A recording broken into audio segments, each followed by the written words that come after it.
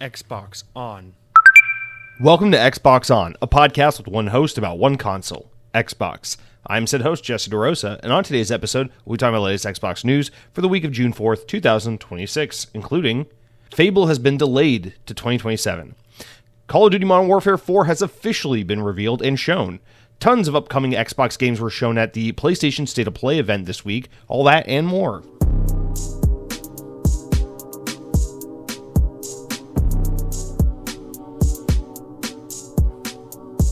On this week in Xbox history, in the year 2009, 17 years ago, Fuel was released for the Xbox 360.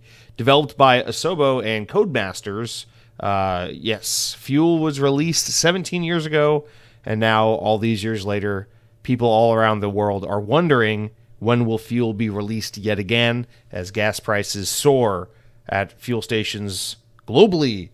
That's a bad joke, but guys, Fuel is a game I recognize the box art of and never played. I know this box art well. I don't know. I have nothing to say about this game.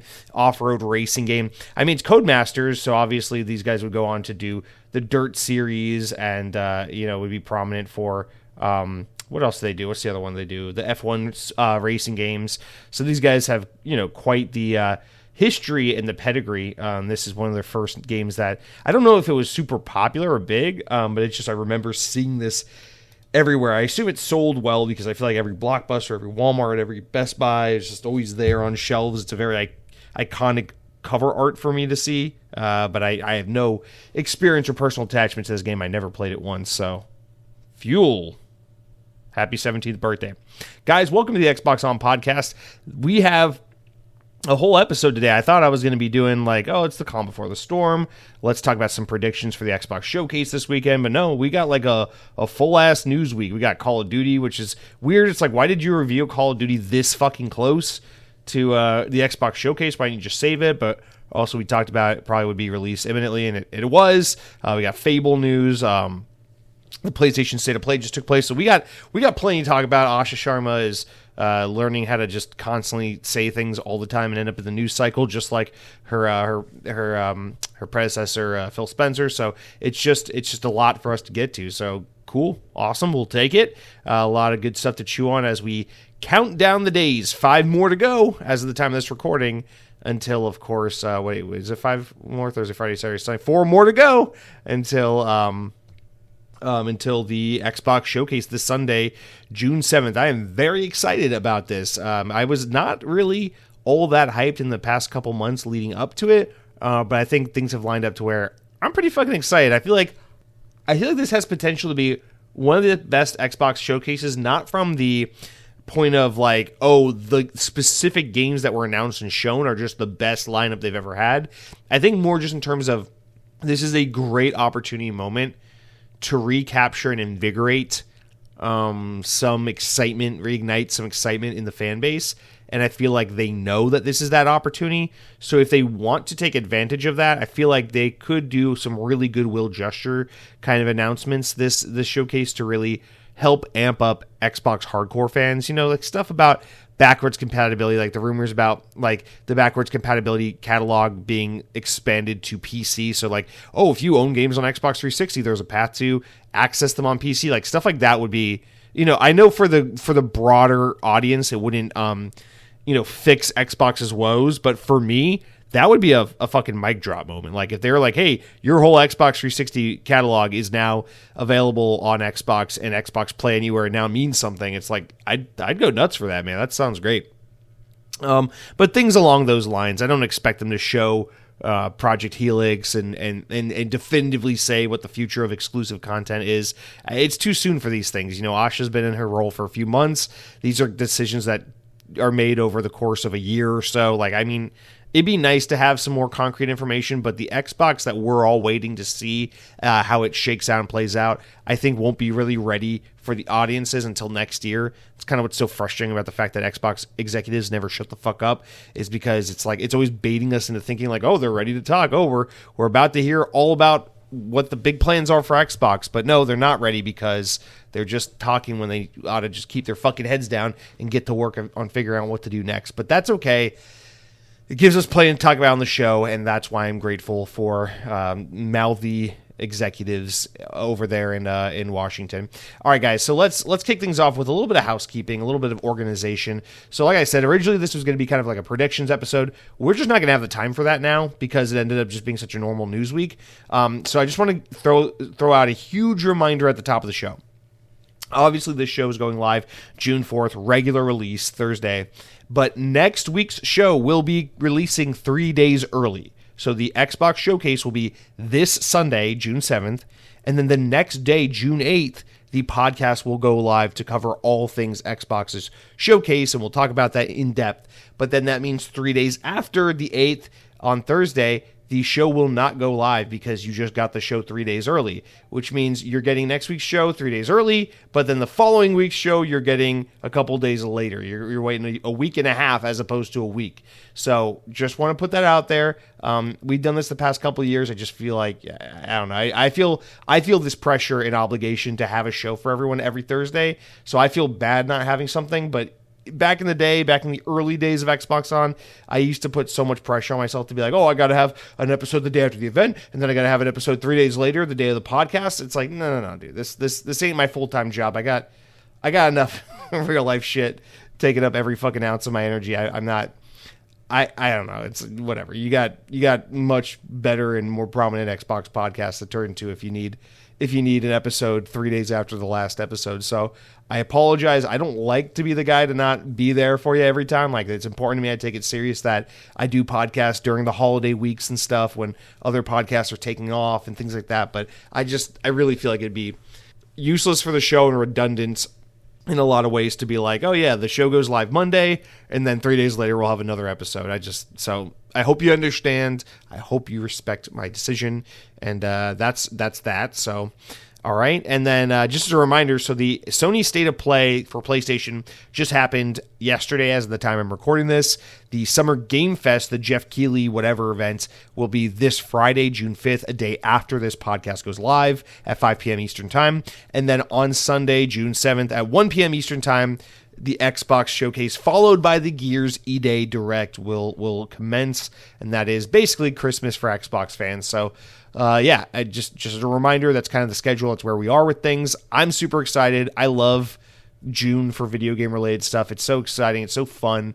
Even though E3 is dead, I love that the spirit of that event lives on with the announcements and the different showcases we get. And the word is right now, the rumor is that Nintendo's going to have a direct next week. So if that's the case, we'll have Xbox, PlayStation, and Sony. What did I say? Xbox, PlayStation, and Nintendo all going within a week of each other, and then the more general Summer Games Fest. So that's super exciting to me, especially because Summer Game Fest kind of fucking sucks. It has the most E3 energy of all these events, but the show usually sucks. So if we're gonna get like actual showings from first parties directly, like Sony and Microsoft and Nintendo, it really helps keep the hype level quite high as you have exciting news from all big three to look forward to. Anyway. So yeah, I'm not really saying anything meaningful. I'm just telling you I'm excited, and it's a fun time of year to be a fan of video games. That's all there is to it. It's also just a fucking busy week because I got some other stuff going on, but I will make time for this because gosh darn it, do I love me some Xbox showcases, especially in the summertime. All right, guys, with that all kind of set straight, we can just hop right into the news. Let's start with like the big shocker.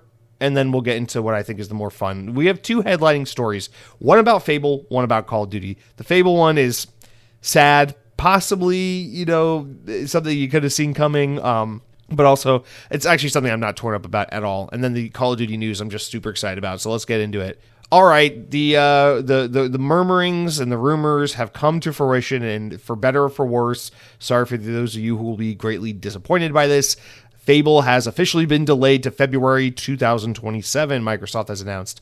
In a social post for the official Xbox account, the company said that it has made the decision to take so that Fable can have the dedicated moment that it deserves, which is likely a reference to GTA's launch later this year. Let me just stop there. I actually highly respect and appreciate this kind of announcement for a delay. They're not saying, hey, the game needs more time. Maybe it does. I don't know.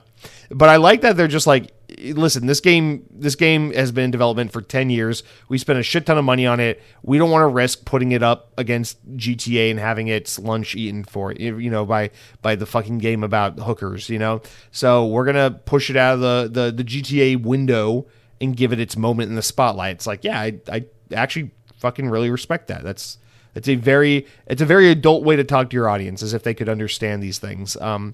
When in actuality, we know video game fans, Xbox fans in particular, have the emotional intelligence of a fucking lobster, of a lobster tail that has been cooked and served in a delicious warm butter.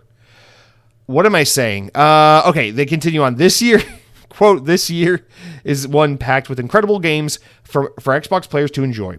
From Halo Campaign Evolved, Gears of War E-Day, and Call of Duty Modern Warfare 4, to Control Resident, Star Wars Galactic Racers, and Grand Theft Auto 6, it wrote. In order to play the games at launch through the holidays, in order to plan our games through the holidays, in a way that works best for players, we've moved Fable to February 27, so it can have a dedicated moment that it deserves. We're excited to be giving players a major new look at Fable, as well as our broader lineup at the Xbox Game Showcase on June 7th. So they confirm, hey, you'll see this game again this Sunday.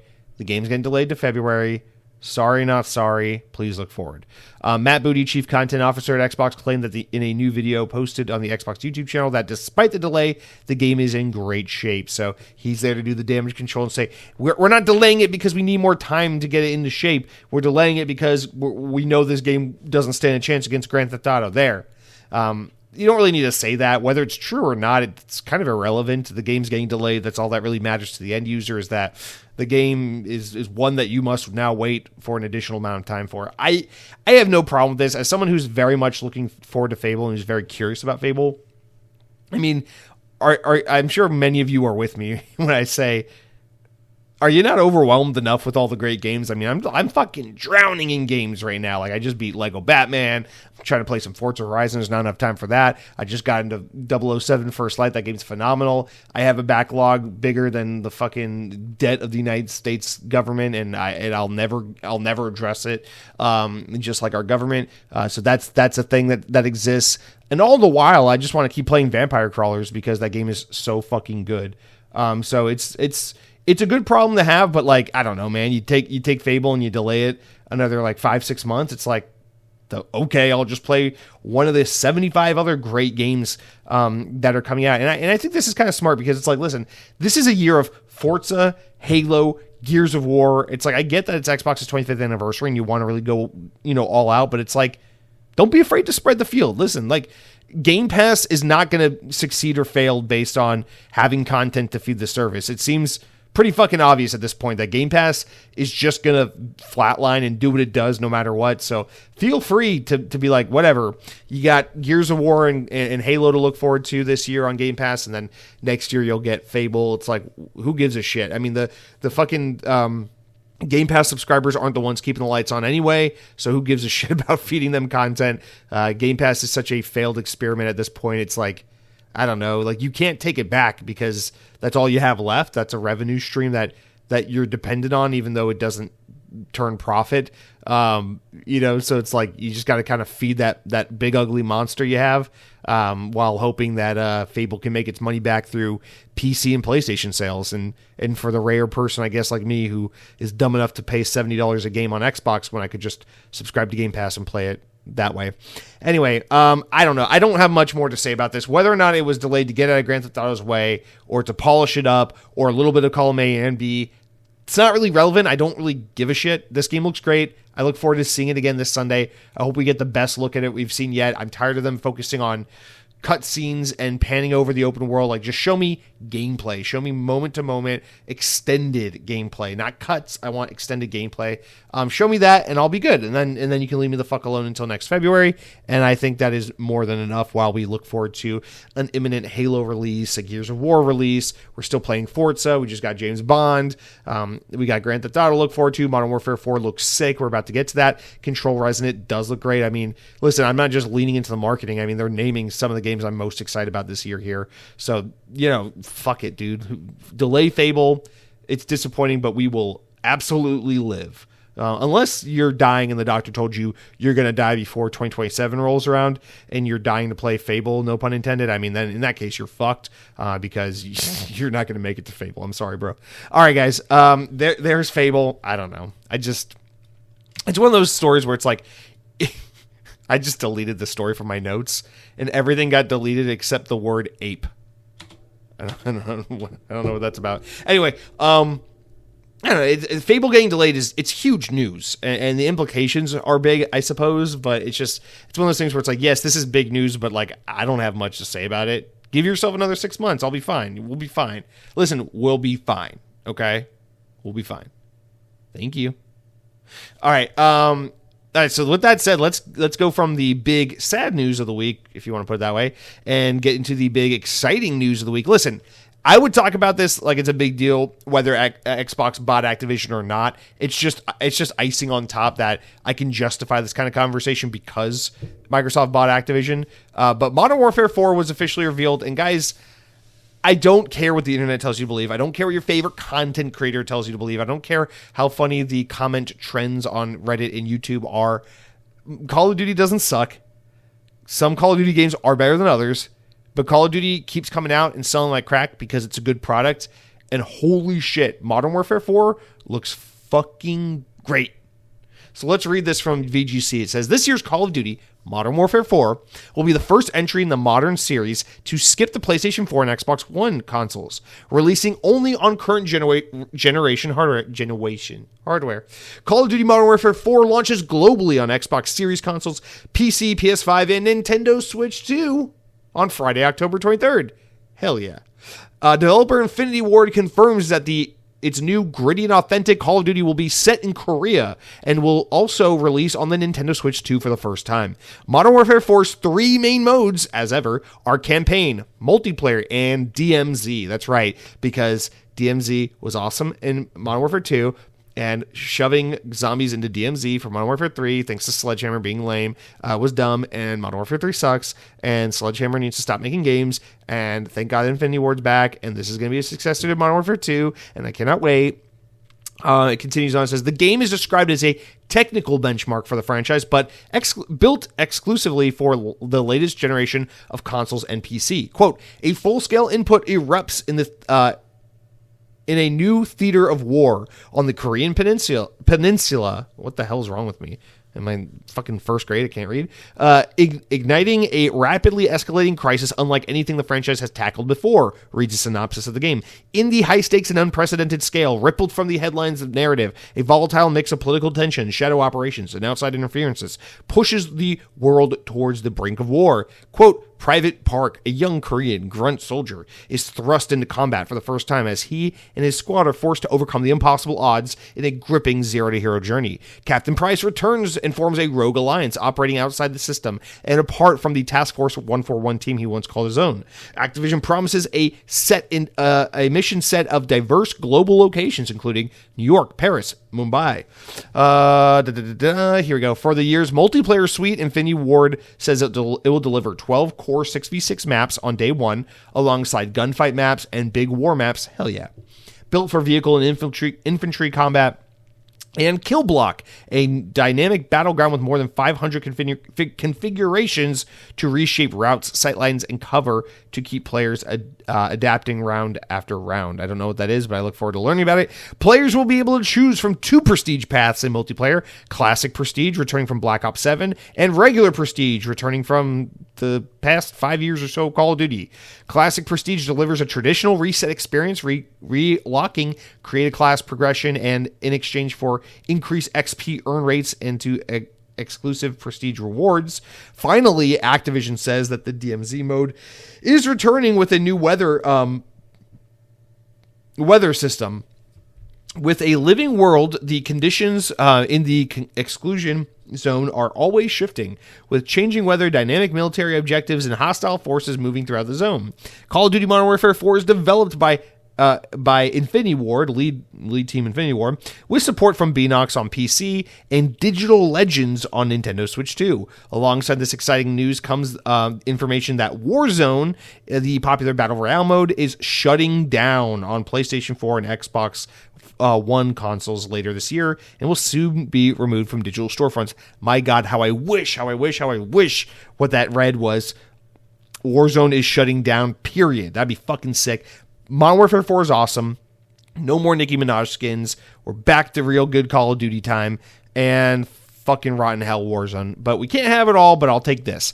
It says from June 4th, that's like the day the show goes live, Call of Duty Warzone will be removed from PlayStation 4 and Xbox One storefronts, Activision said, and in-game purchases will stop. However, the game will remain playable until the release of Modern Warfare 4's first season, with Battle Pass content are unlocked, which generally takes place like 3 to 4 weeks after a game comes out. So you can assume that Warzone will be playable for PS4 and Xbox One players until about the time GTA 6 comes out, sometime in mid-November, most likely, mid to late November. Okay, cool. So with that said, there's a lot of ways we can attack this. I mean, let's start off with a comment here, okay? I think that'd be the most fun way to kick it off. Cargo Runner UK writes in and says, the more difficult decision for you this year, Jesse. Where are you going to play Call of Duty? I am surprised how many people are saying Switch 2.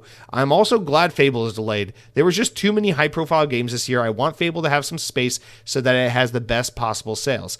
Amen, amen, amen. Now, to get back to the top of your question, where am I going to play Call of Duty this year? Switch 2 or Xbox? A difficult decision? Cargo Runner, I have an easy answer for you because this is not a difficult decision.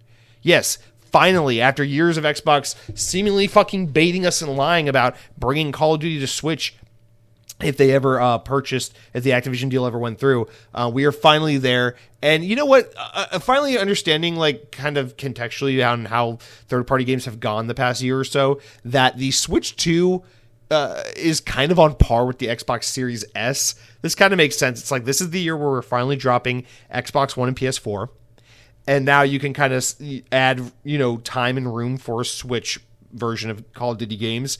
And if you can make these games run on the Xbox Series S, it seems like for the most part, you can kind of get these games going on a Switch too. It's not that hard to do if you got it going on one. So I love that. Makes me excited to see that finally Call of Duty is coming back to Nintendo after, what's it been, fucking 13 years? Call of Duty Ghosts on the Wii U. That was the last time a Call of Duty came to Nintendo. I had Call of Duty Black Ops 2 on Nintendo Wii U. Like, I've played a lot of Call of Duties on Nintendo consoles over the years. And but to get to your simple question, where am I going to play Call of Duty this year? Easy. I'm not going to buy Call of Duty Black Ops. I'm not going to buy Call of Duty Modern Warfare 4 one time. I'm going to buy it 2 times. That's right. I'm going to pre-order this game on Xbox and on Switch 2. Jesse, you're a fucking idiot. Yes, I am. Jesse, you're bad with money. Yes, that's why I don't have children. I'm so fucking happy.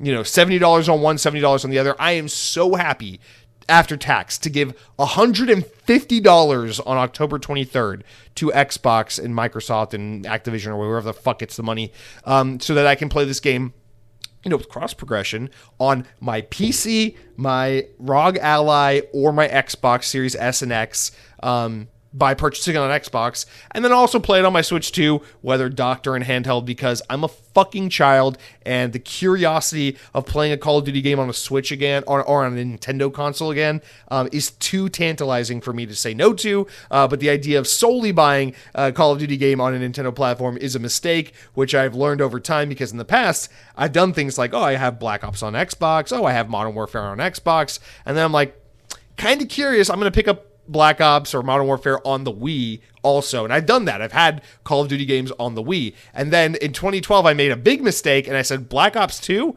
Well, I'm just going to get that on the Wii U since the Wii U is powerful like an Xbox 360. And I only bought that game on the Wii U. And that was a big mistake. And I regretted it years later and ended up having to buy the game on Xbox after the fact. I'm not making that mistake again. Why would I do that when I could just buy the game day one on all the platforms? Now, of course, I'm not buying a PlayStation copy because I'm not a fucking idiot. But I'm just a moron. So yeah, that's my answer. I I can't wait, dude. I can't fucking wait. I'm excited on so many levels because it's different, right? Black Ops 6, I was so excited for because I love Black Ops Cold War and I'm generally a Treyarch guy.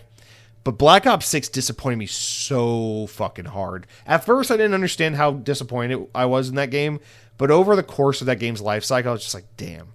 That game, it's so good on paper, but it didn't have the staying power. The fucking licensed garbage skins were so bad. The campaign didn't fucking feel like 90s Black Ops at all. It just felt like Modern Warfare with like cameos of random characters and no coherent story that had no like homage or respect or tethering to any other Black Ops game, which is weird because it could have easily been a sequel to Cold War. I don't know. That game was a huge bust for me. Like Black Ops 6 didn't really do it for me. The zombies were okay. The multiplayer was technically good. The campaign was technically good, but the package did not come together and deliver. And then last year, I was like, okay, Black Ops 7, we're doing a direct sequel to Black Ops 2. This should be fucking awesome. And while that game's campaign is absolutely hot garbage, easily the worst Call of Duty campaign in the history of Call of Duty, no fucking contest whatsoever.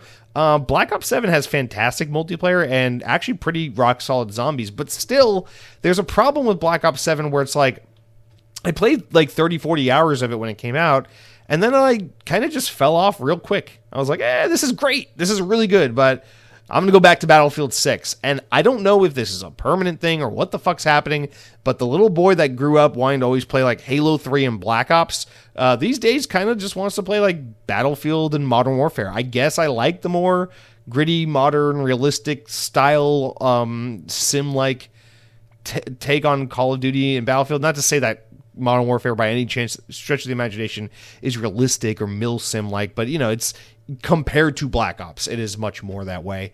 So I don't know what it is. Modern Warfare 2, the 2022 game, really fucked up my whole understanding of how I feel about Call of Duty because that game is easily one of my favorite CODs.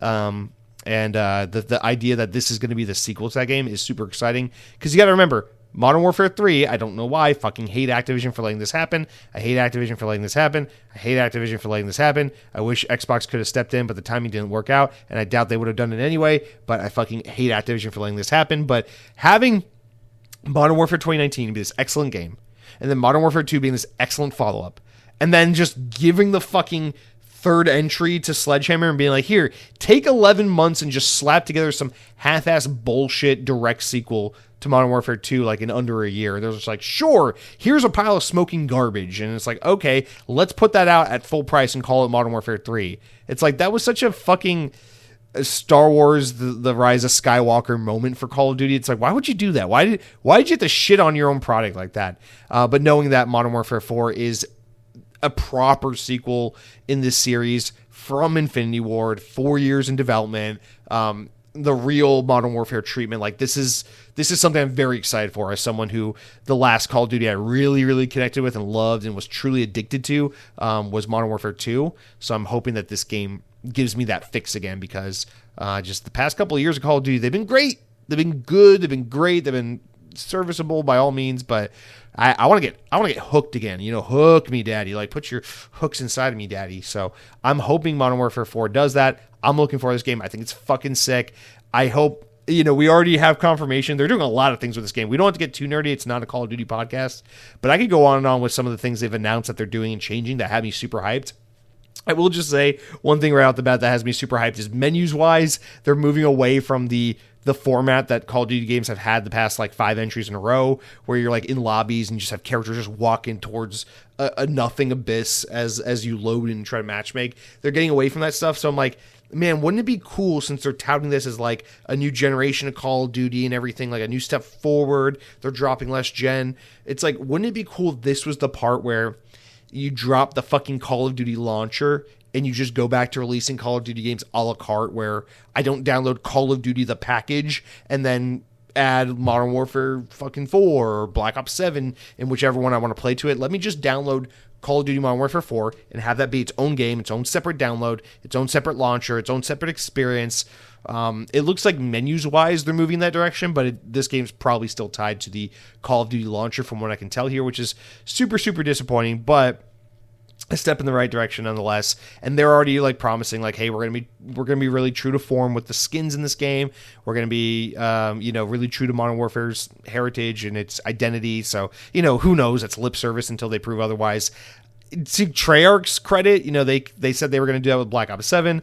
I think they've done a mostly decent job at kind of respecting that promise with Black Ops 7. Black Ops 7 definitely has some skins that piss me off. I think that Fallout crossover was pretty fucking lame. It doesn't fit at all. But all things considered, this past year of Black Ops 7 has been significantly better than Black Ops 6, despite what your favorite content creator has told you to believe. And so, I don't know, whatever, man. I think the skill-based matchmaking changes, the changes with skins, the fact that this is an Infinity Ward vision 4 years in the making, lots of promise here, no forced half-assed zombies mode from Sledgehammer or Treyarch or anything like that. Like, this is proper Call of Duty with its vision intact. I'm very, very excited about that. So, and then next year, presumably we get a brand new Call of Duty sub-series because they've announced we're not doing back-to-back Black Ops or Modern Warfare again. We know you guys hate that shit. So the rumor is that next year, Sledgehammer is announcing a whole new sub-franchise in the Call of Duty universe. I'm hyped to see what that looks like. But for now, Modern Warfare 4, dude, I'm so on board for this shit.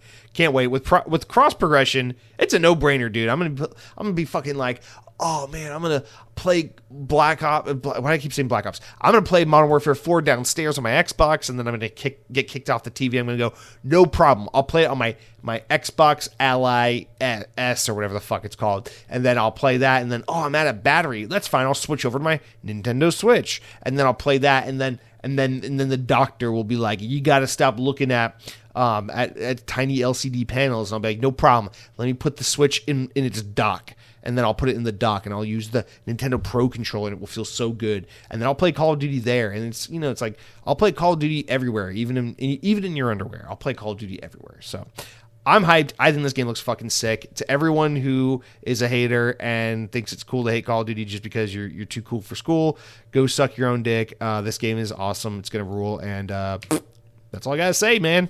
Modern Warfare 4, let's fucking go, baby. I'm excited to see this at the Xbox Showcase.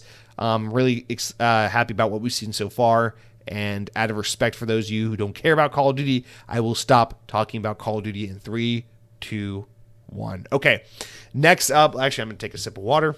All right, next up, PlayStation just had their big state of play yesterday. As of the time I'm recording this, they kind of touted it as like, hey, for the first time in a long time, PlayStation's going to have like a big event. Like, buckle up, guys. They put this in theaters. You could go to select movie theaters and watch the state of play happen live. Like, it's PlayStation really hasn't had an event like this 4 or 5 years. Like, it's since like the PS5 was announced, basically. So it's really been a minute. Sony is painfully overdue for like some actual fucking communication on what the hell is going on over there. So, listen, I'm not a PlayStation hater. Obviously, I have a bias and a preference for Xbox. Clearly, that's the platform I prefer. Clearly, it's the ecosystem with the first-party content that speaks to me more. I'm not going to lie about it and obfuscate, but I love PlayStation. I grew up in a PlayStation household. I still like PlayStation. I was so butthurt about Sony pulling support for Steam that I went out and bought a PlayStation Portal just so I can make sure I have a way to play Wolverine when it comes out later this year. Like, I like PlayStation. We're all good there. But, guys, I gotta be fucking honest. I thought this PlayStation State of Play was weak as shit. I thought it was actually, like, pretty fucking lame and boring. Now, we're going to go through, obviously, the games here that are relevant to Xbox, the ones that are multi-platform. We're not going to talk about that new God of War game that you couldn't pay me to care about because it was 20 minutes of a game that's never coming to Xbox, and I probably wouldn't play it anyway. So we're good on that. We don't need to talk about that. But the only, obviously, non-Xbox game or a game that will not come to an Xbox platform that I will mention is just the game that opened the showcase because, of course, it was Wolverine, which is the big PlayStation game for this fall. I'm not going to not mention this game because a couple things. One, Insomniac's one of the great game developers of all time. Two, Wolverine's one of the great fictional characters of all time. And three, this game looks fucking badass. I cannot wait for this game.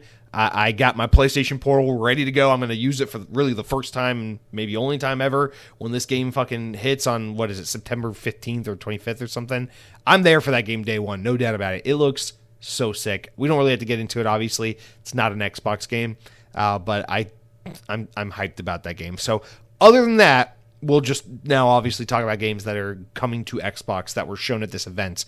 The first one here of note was a game that started really leaking days before this event.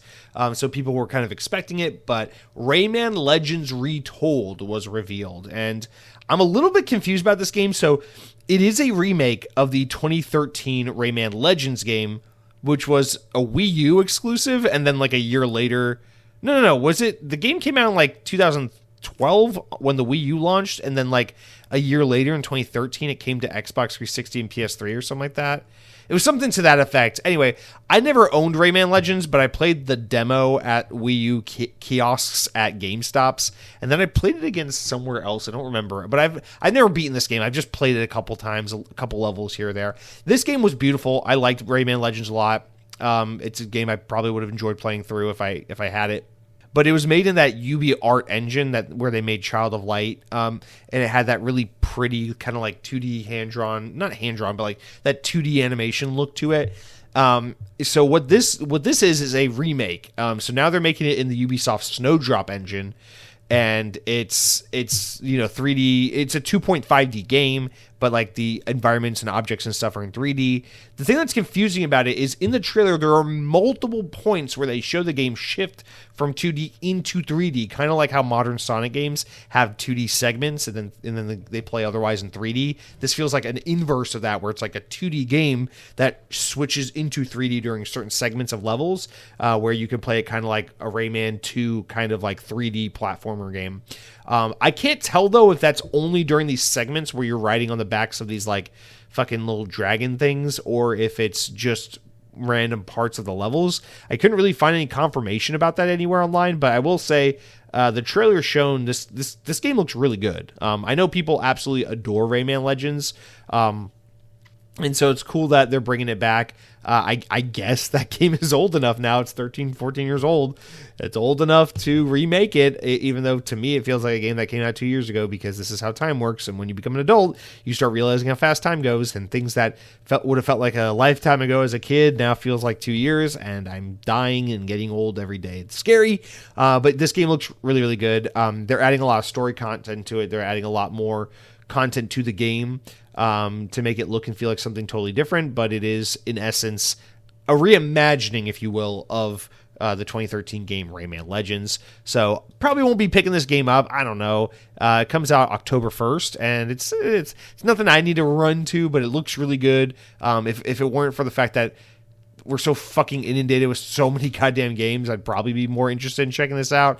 But I mean, dude, let's be honest. Come October, I'm gonna be balls deep in so many games between fucking Wolverine and Gears of War and Call of Duty Modern Warfare 4, and I'll probably still be playing Vampire Crawlers because that game's so goddamn addicting. Like, there's gonna be a lot of things there. So it's no offense to Rayman. It's just, man, the competition is stiff.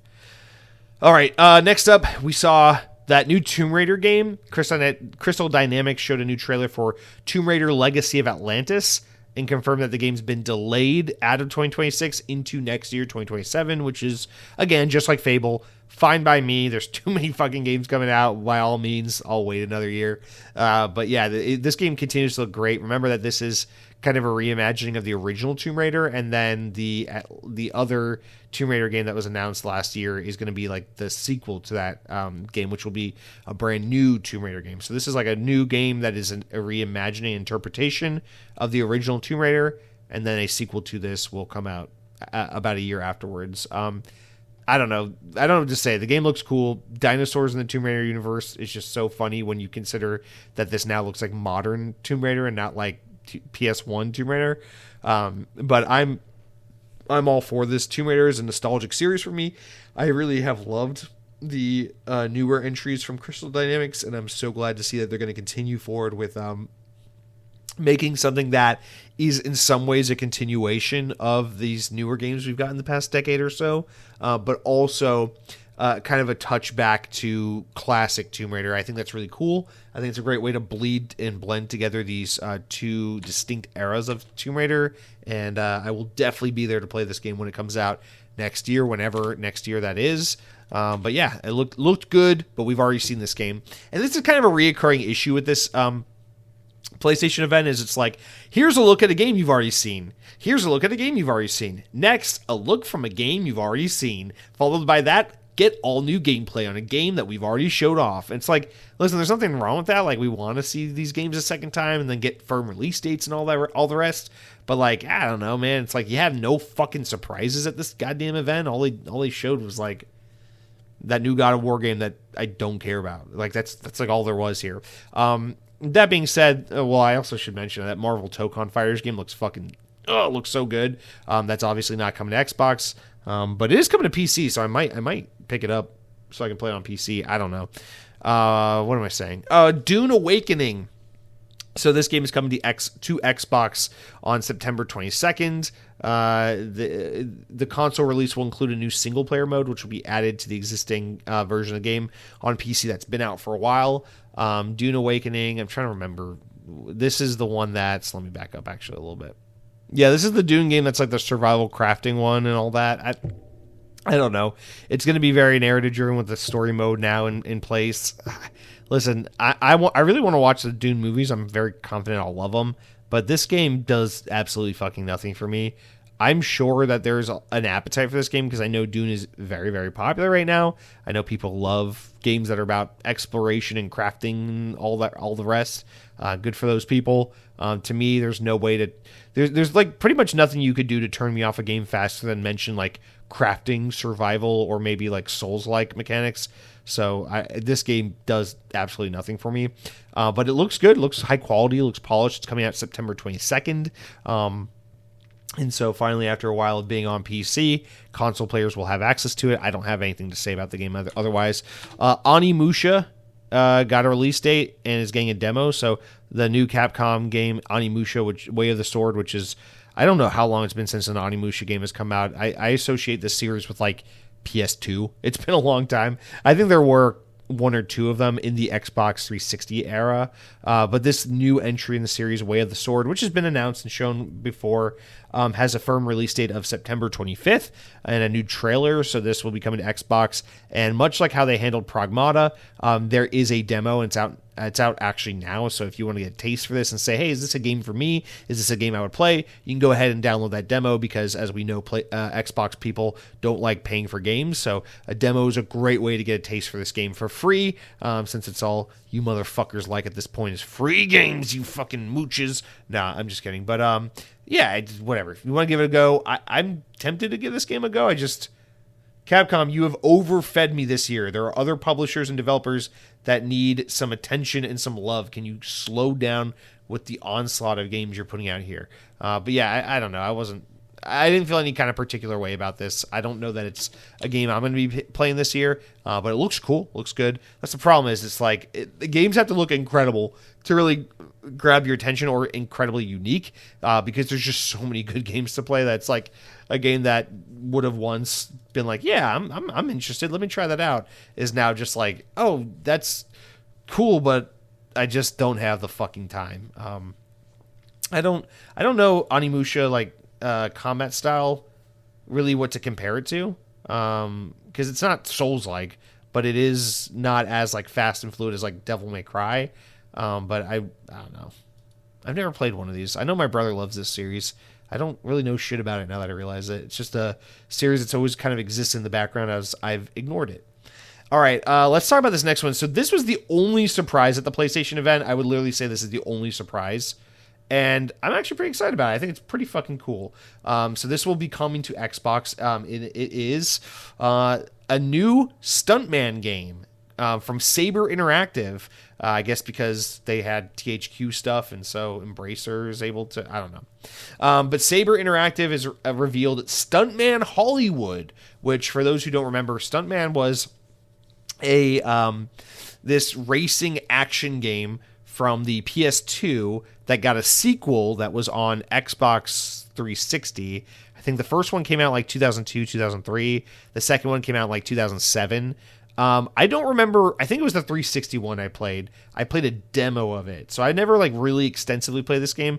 But I remember thinking these games were cool and never, just that era where it's like you're a kid, you can't afford anything, so you don't get half the games you want to play. But always admiring and thinking these games were cool.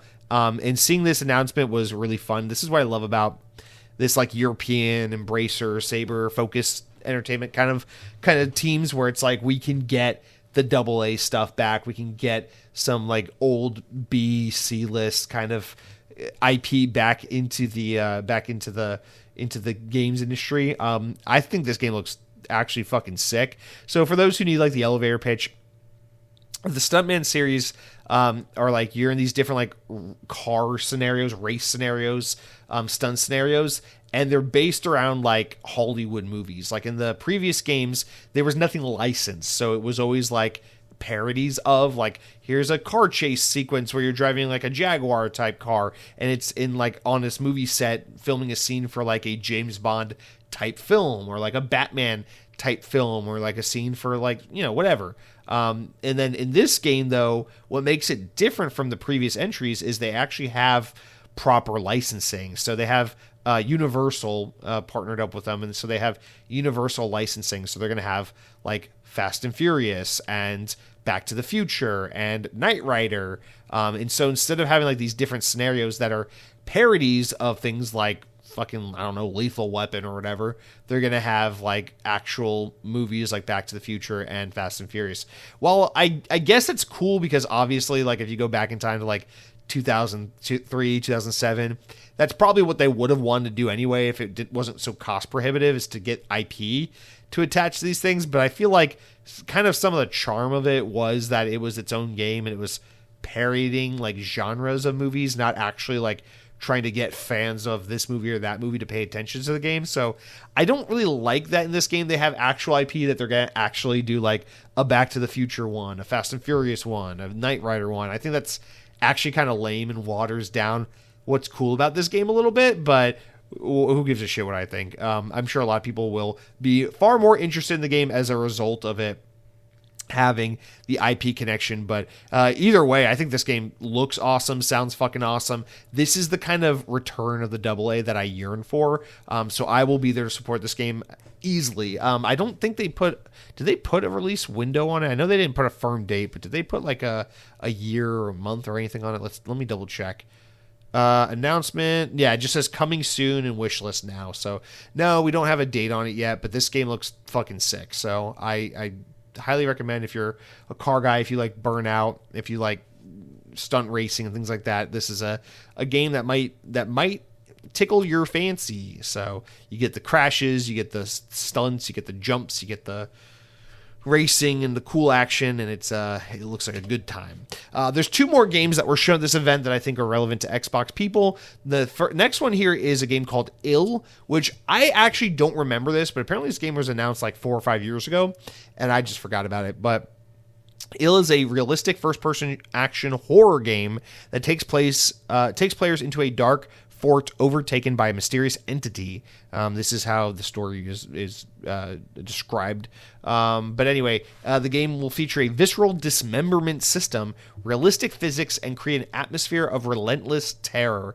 This is a survival horror game from Mundfish, the people that make Atomic Heart, I should say. I don't remember this game being announced years ago, but this game looks fucking awesome. It looks gruesome and a little gut-wrenching as hell, from just like I don't know how to say, gut turning a little bit as hell. It's gross to look at, but it looks cool, and I absolutely want to play this game. Let me see something real quick. Actually, I'm a little confused. Sorry, I had to look it up because I'm like a little confused because the trailer doesn't say Mundfish, but I saw something online mentioning Mundfish. I don't understand this. So it's being made by Team Clout, which is a new team. This is their first game. But it says in the trailer Mundfish Powerhouse. So I don't know if that's this team called Team Clout and they're using Mundfish's like technology, or they're affiliated with, or they're like a spin-off team from, or if Munfish is helping them publish it or something. I actually don't know how that works with who's developing this and who's publishing it, but nonetheless, the game looks really freaky and cool. And even though horror is a genre that's kind of had quite a few games release, it feels like there's been a resurgence of horror, and that the past couple years we've been flooded with tons of horror games to play. I think about like last year when Chronos New Dawn came out, and I liked it, but I didn't love it, and then I fell off it, but I bought it, and I was like, there's so many of these games, why am I doing this? But then like Resident Evil 9 comes out, and it's fucking phenomenal. It's just, there's so many of, and they're all different from one another, not to say they're all one the same, but there's just so much in the horror genre coming out these days that it feels easy to kind of get lost in the mix, but I think this one looks kind of particularly cool. So I'm going to be keeping an eye on it, probably going to try it out. And what did they say as far as release? They said just coming soon, right? Yeah, no date. That's weird that this game went away for so long just to come back and be like, and wish list. No date. Fuck you. Okay, cool. So, yeah, this game looks really cool. And then the next game they showed was the last game really relevant to Xbox, because the rest is all just PlayStation stuff. And that was a game that was announced last year that looked great then, and I'm super excited for it now, and we finally got a release date. And this is Control Resonant, the sequel to the 2019 game Control. This is coming out September 24th, which fucking sucks because September's going to be so busy. I'm assuming Gears of War is going to be September, and so I'm just operating off the assumption that that's going to be there along with all these other games that are releasing in September or early October. But I will be there day one for this because I love Remedy Entertainment. I think they're just like how I said earlier in the show, Insomniac is one of the best developers of all time. I feel the same way about Remedy. So I will support whatever the fuck game they make next. And Control Resonant just looks phenomenal. This is the second time we've seen it now. I love that as a sequel to Control, you play as Jesse Fagan's brother. I think it's Dylan is his name. And instead of it being a third person, like psychological, like third person shooter, it's like not Souls-like, but third person, like action combat, melee combat and stuff like that. And it takes place outside the oldest house in the city where like everything's now like corrupted and fucking weird and wacky and psychological and like upside down.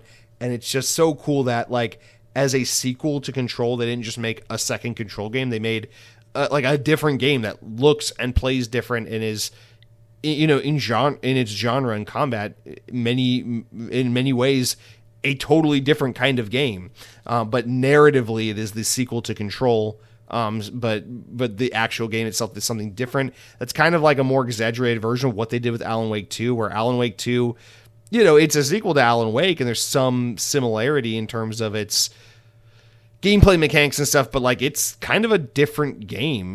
The first Alan Wake was more of a third-person shooter with some horror elements, and the second one's like a fucking investigative cop murder horror game. Like it's crazy how Remedy is, one of the many, many things that makes them such a special and unique developer, one that I love so much, is that they're so willing to go against the grain and do things that are like conventional wisdom would suggest is suicide for your team, and be like, yeah, we're going to make a sequel to a game, but it's just like a totally different game. Can you imagine if like Halo 2 came out, and instead of just being another Halo game, they're like, yeah, Halo 2 is out, and it's a, third-person survival horror game. It's like, what do you mean? They're like, well, because this is where the story goes after Halo 1, it necessitates a different kind of gameplay. And so this is what we come up with. And that's kind of what Remedy does. It's, it's a dramatic example to make a point, but that's kind of what Remedy does. They're like, yeah, where we want to take the characters and the story next,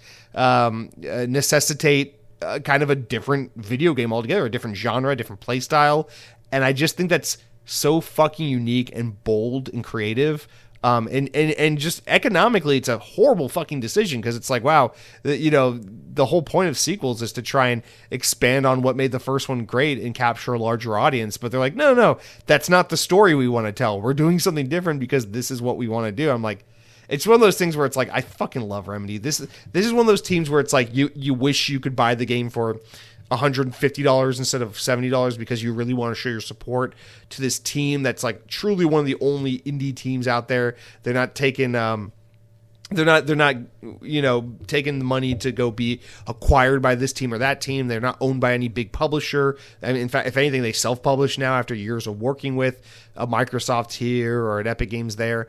And I just think it's so cool that they continue to kind of march to the beat of their own drum and be unique in the way they are, because what Remedy are and what they do is just so unique and so special and so desperately needed in this industry.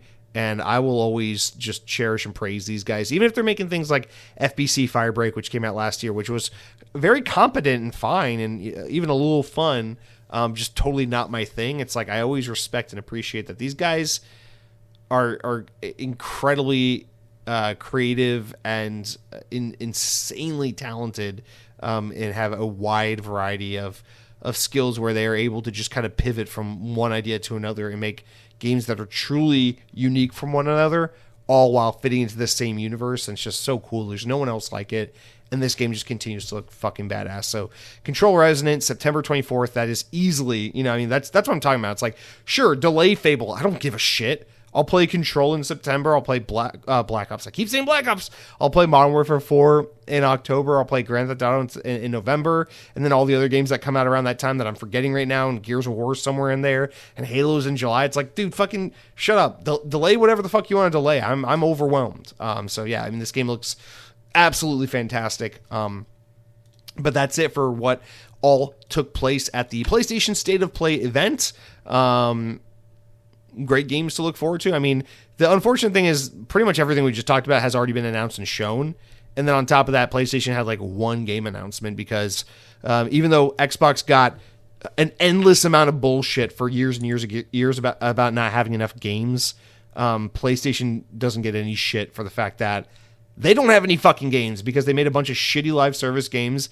They canceled them all, and how all their developers are either shut down or in limbo between shitty live service games that they ramped up to make that got canceled as they now pivot back to making additional fucking third person action, dad lost his daughter narrative games. So it's like, I don't have to tell you, man. It's like Wolverine looks great.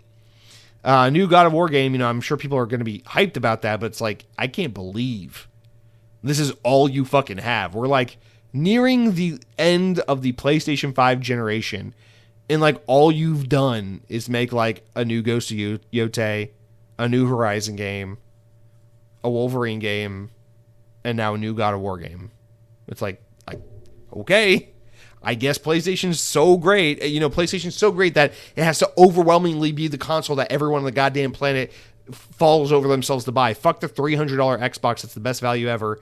In Game Pass that gives you access to all the best games for a nominal fee every month. Like, fuck that. I guess we'll just go spend double the money to go buy a PlayStation so we can play the fucking Last of Us over and over and over again, whether he's a Greek god or a fucking mutant from the Marvel Universe. I don't know, man. I don't get it. I don't get the Sony fellatiating because I say this as someone who likes PlayStation. Again, if PlayStation was the only option, I'd be a PlayStation guy.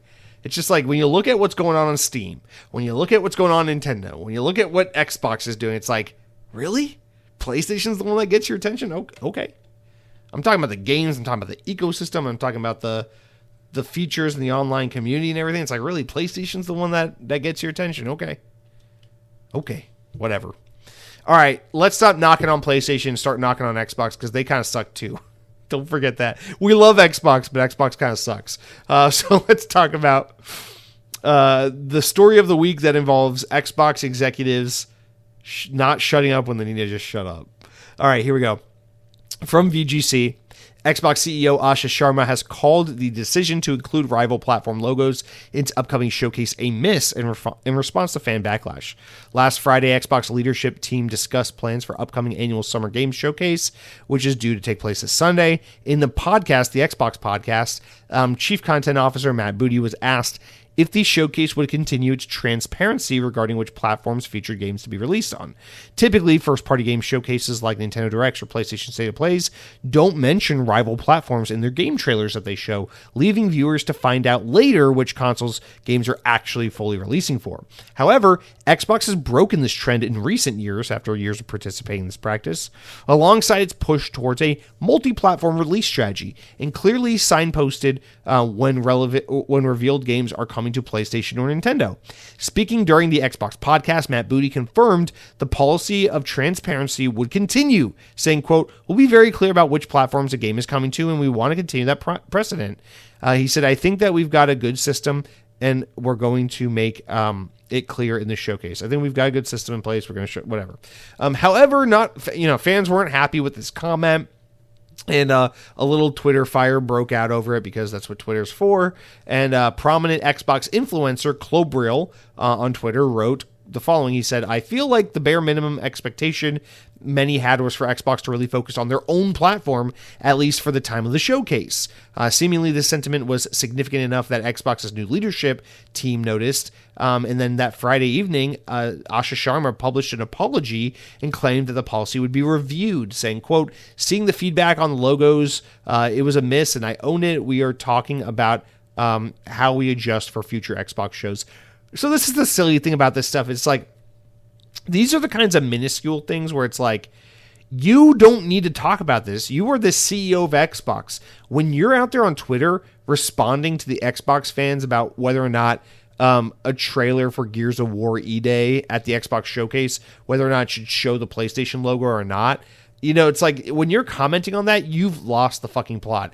It begs the question. It's like, what do you do at your job if you have time for this shit? It's like, just stay out of it. This is like the fanboy, let them eat cake, whatever kind of like nonsensical bullshit that goes on in the background.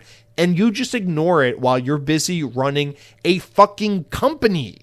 Just do your job and ignore this shit. But for her to get in on it, I think it's just so weird. But the other thing is, it's like, it's kind of like not a slight to Matt Booty, because it's not really, but like, he's like doubling down on it and backing it, saying, yeah, we're going to keep doing it. And she's like, ooh, that was a miss, and we'll talk about it for future shows. Basically saying like, hey, the showcase you see this Sunday, it's already been filmed. It's already ready to go. It's loaded. You're going to see PlayStation logo all over this fucking event. However, when talking about doing this for future events, we'll talk about it.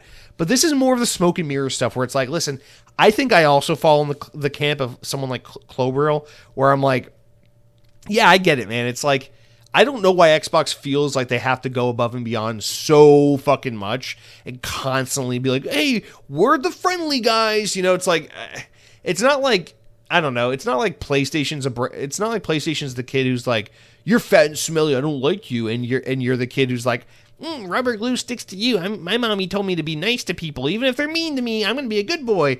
It's like, no, PlayStation's like, go fucking kill yourself. And Xbox is like, we will always play nice with you, PlayStation. It's like, you benefit 0% by being this way, Xbox. You realize you're a for-profit fucking company, and by constantly fellatiating PlayStation, you're not selling more of your games. You're just confusing people as to why they should ever respect the fuck out of your platform. That's all you're doing. So I get it. It's like, I see, with all due respect, because I love like people like Ryan McCaffrey or Destin Legary. Like, I love these guys. I used to be a big IGN fan back during their heyday, and I used to follow these people. Like, so I mean this with the utmost respect to like these types of people. But when I see people like that on the internet making these horrible takes, like, well, Xbox is doing the right thing. It's like, why wouldn't they? It doesn't serve the gamer to obfuscate this information. It's like, Xbox's job, Xbox's directive is not to help make your purchasing decision easier as a player and go, should I buy this on Nintendo or PlayStation?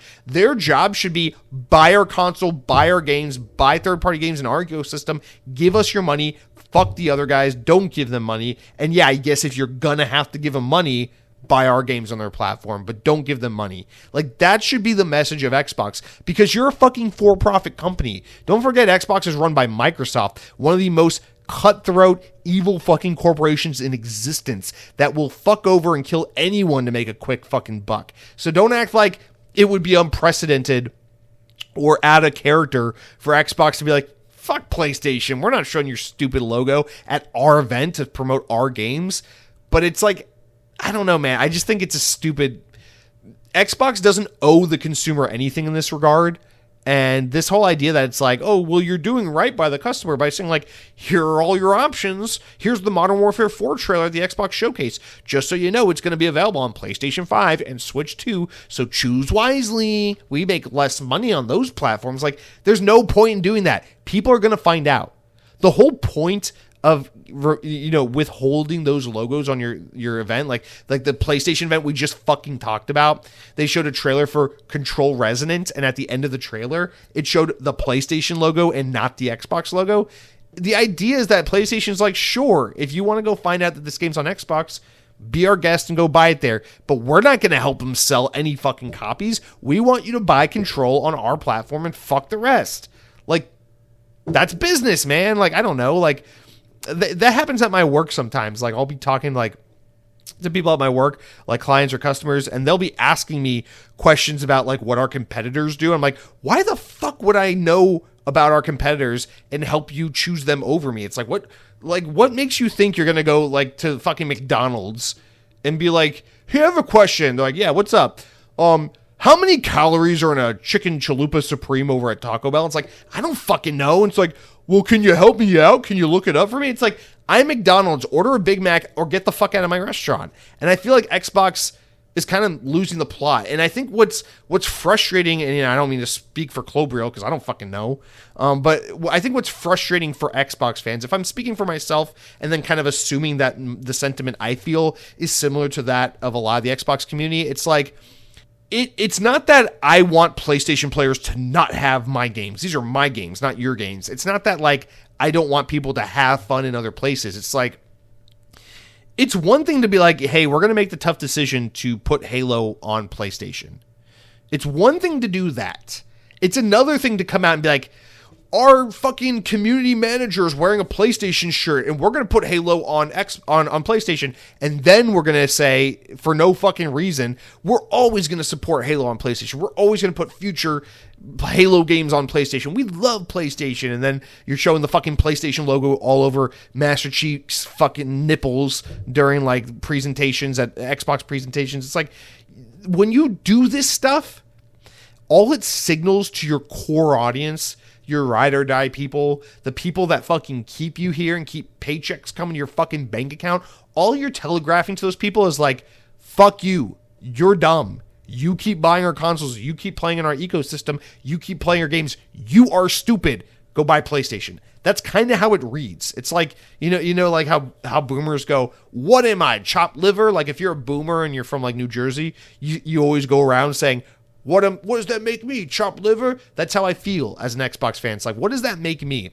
When I bought your stupid fucking ROG Ally, when I got both your stupid fucking consoles, one upstairs, one downstairs, when I'm subscribed to your stupid fucking Game Pass service, when I'm out here buying 007 and Lego Batman on your stupid fucking platform, when I could just buy them on PlayStation, what does that say about me? And what does that say about you showing me any respect as your consumer?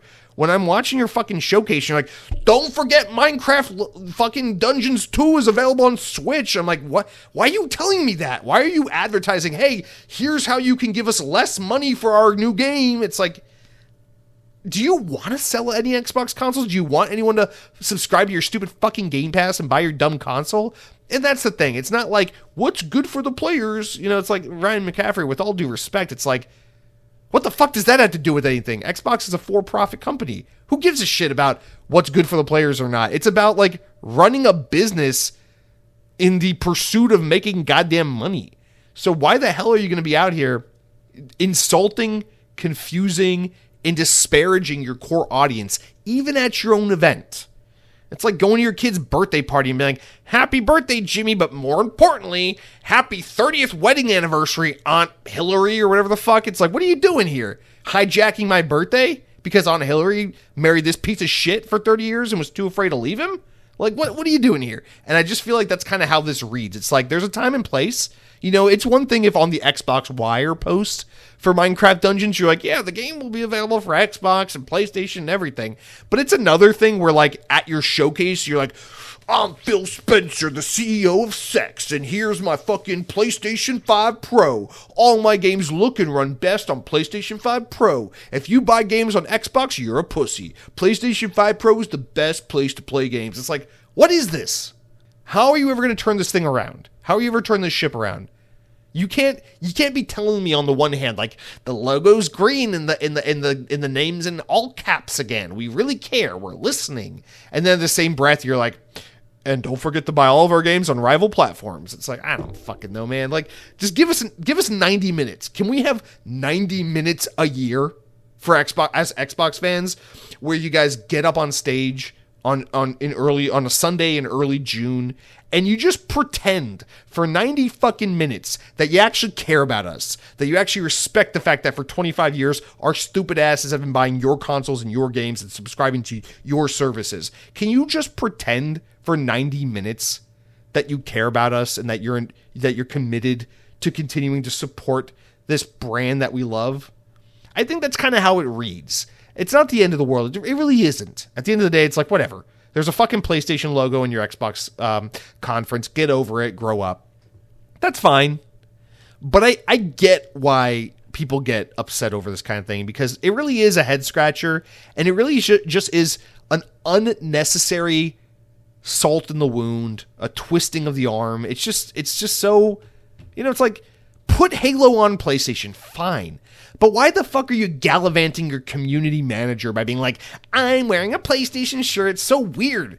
It's like coming home to your fucking wife and be like, guess who just cheated on you? It's like, okay, we get it. Don't fucking rub it in, you asshole. I don't know, man. God, I just imagine a world where Game Pass didn't exist and Xbox said, go buy our games. And then they made consoles. And then for those consoles, they had exclusive games only for those consoles. And then PlayStation was all like, we have a God of War game. And everyone's like, we're fucking tired of God of War games. And Xbox is like, we got State of Decay, we got fucking Forza, we got Fable, we got Halo, we got Gears, we got Clockwork Revolution, we got State of Decay 3. We didn't cancel Perfect Dark. It's actually coming out. We're doing the right thing. And you're just like, oh shit, these games look good. And they're like, yeah, we got Starfield, we got Elder Scrolls 6, we got a new Fallout game. And you're like, holy shit, where do I sign up? And they're like, yeah, just buy an Xbox. It's only on this console. Buy an Xbox. And then buy the games for $70. Don't subscribe to Game Pass. Subscribe to Xbox Live and go buy our games on our platform. Can you imagine this world where in 2017, someone at Microsoft was like, Phil Spencer, no, you cannot do Game Pass. And Game Pass never happened. And people were just buying games for $70 on Xbox. And like all these games were coming out left and right.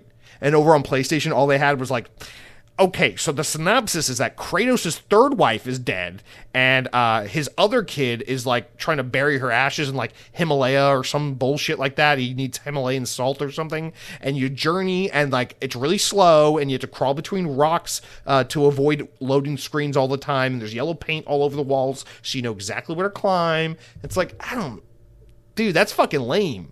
They got that and like 45 canceled live service games, and Xbox has all these cool fucking games. But no, instead we chased Game Pass, we chased fucking Activision, and we chased our tails like fucking dogs, and this is what we're left with. So, dude, it's so frustrating, man. Like, cause I swear I'm not this negative. I swear to God, like if you observed me in my natural habitat, it's like I'm on the couch, I got the Xbox controller in my hand, I'm playing Lego Batman like a fat fucking freaky 31-year-old man.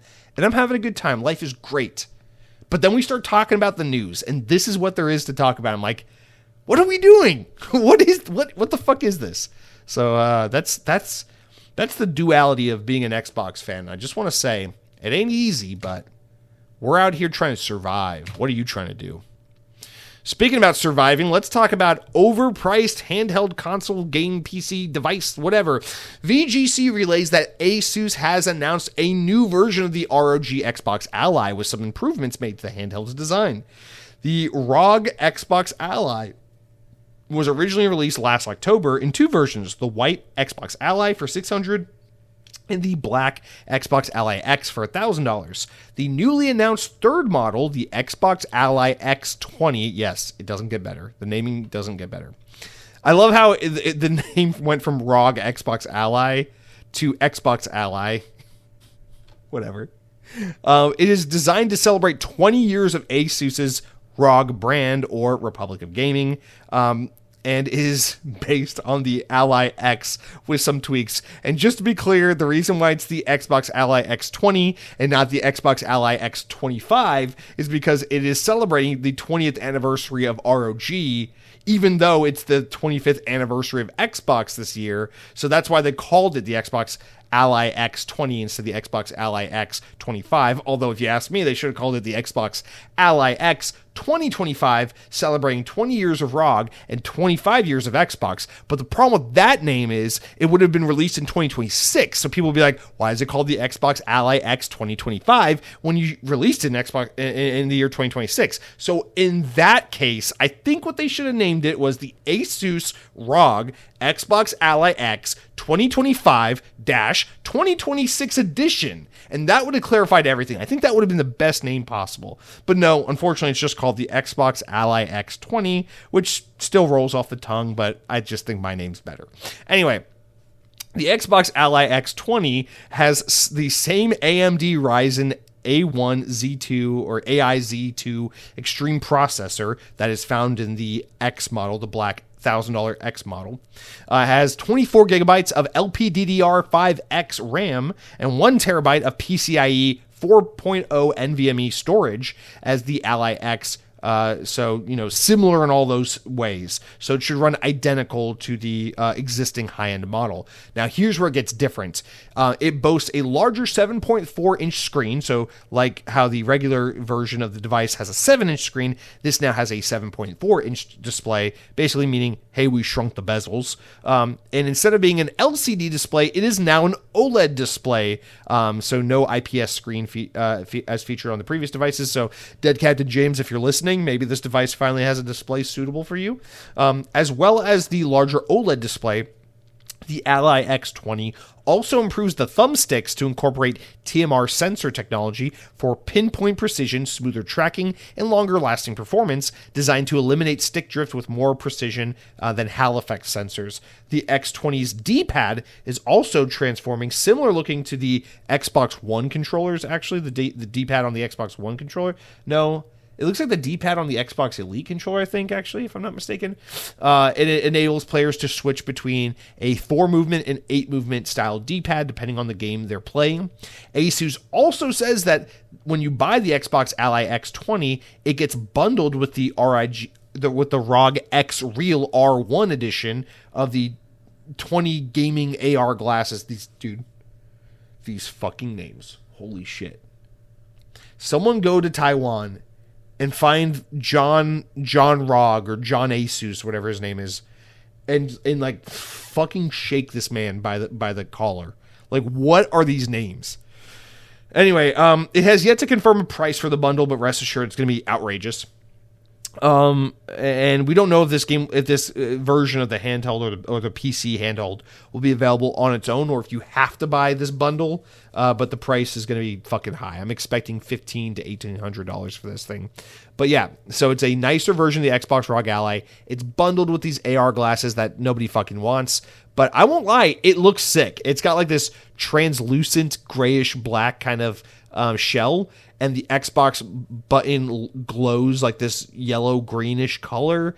And yeah, the D-pad and the analog sticks and the grips look more Xbox and less like the ROG ones that come with the standard models. I think it looks way better than the original models, but for what I'm assuming is a $1,500 to $1,800 device, no fucking thank you, especially considering that it's a display upgrade and some control upgrades, but the actual internals are the same. So anyway, whatever. It looks really cool. I think it's cool. If this was a default option, I would pick this one based on its looks. But for what the price is almost inevitably going to be, probably almost no one's going to buy this. But yeah, this is, in my opinion, the ROG Ally device that looks the most like an Xbox. But it's just probably not even remotely feasible for 99% of people who buy this device. So it's not worth talking about that much. I just wanted to point out because I think it looks fucking sexy. And I just bought my Xbox ROG Ally couple weeks ago, so I'm kind of hot on this device right now. In fact, I have it right here on my desk that I'm podcasting at. You can even hear those clicky buttons, baby. Oh, clicking the sticks in right now. I love this device. I'll eat crow all day on it. I was dead wrong about this thing. I think it's fucking great, and I love it. Yeah, I mean, I don't know what else to fucking say about this device. I hope they sell it eventually without the AR glasses, where you can just buy it as is, because essentially what this is it's like the Steam Deck OLED, because the Steam Deck OLED kind of does the same thing. It's like we took the existing display, cut down the bezels, so it's about 0.4 inches larger, and then made it OLED instead of LCD display. So this is kind of a similar upgrade, where otherwise it's pretty much the same device. A little frustrating. I just bought one of these fucking things, but that's okay. I bought the cheaper version. I got it on sale. I don't need to spend more money than what I already spent. I feel good about mine. I sold my Steam Deck in my Logitech G Cloud, and I got basically the money back I spent on this device, so I feel good about that. But it's tempting. Looking at this thing, it's sexy looking, so I'm not gonna lie, it is a little tempting. And if the rumors are right about like the Xbox 360 backwards compatibility for your PC library thing, the ROG Ally is about to become a vastly more enticing device as the library expands tremendously. Anyway, let's keep talking. This next one, I'm just going to read it out of respect, but I really don't have anything to say about it. Maverick Games, a new studio founded by former Forza Horizon developers, has revealed their debut game. The game is called Clutch. It's an open-world racing game set to release next spring in 2027 and is led by former Forza Horizon creative director Mike Brown. According to Mike Brown, Clutch will have a strong focus on accurate car models, including making older cars look as authentically old rather than showroom quality, which I think is pretty cool, actually. The full trailer, which has been released, the full trailer for the game, which has not been released yet, will be shown at Summer Game Fest on Friday, but there's a smaller trailer that's already out now. We can talk about this, I guess, next podcast after Summer Game Fest, but it looks fine. It's just, I don't know, man. It's like, yeah, I get it. It's notable because of the people behind it, but like, we just got Forza Horizon 6. That game's immaculate. I'm happy with it.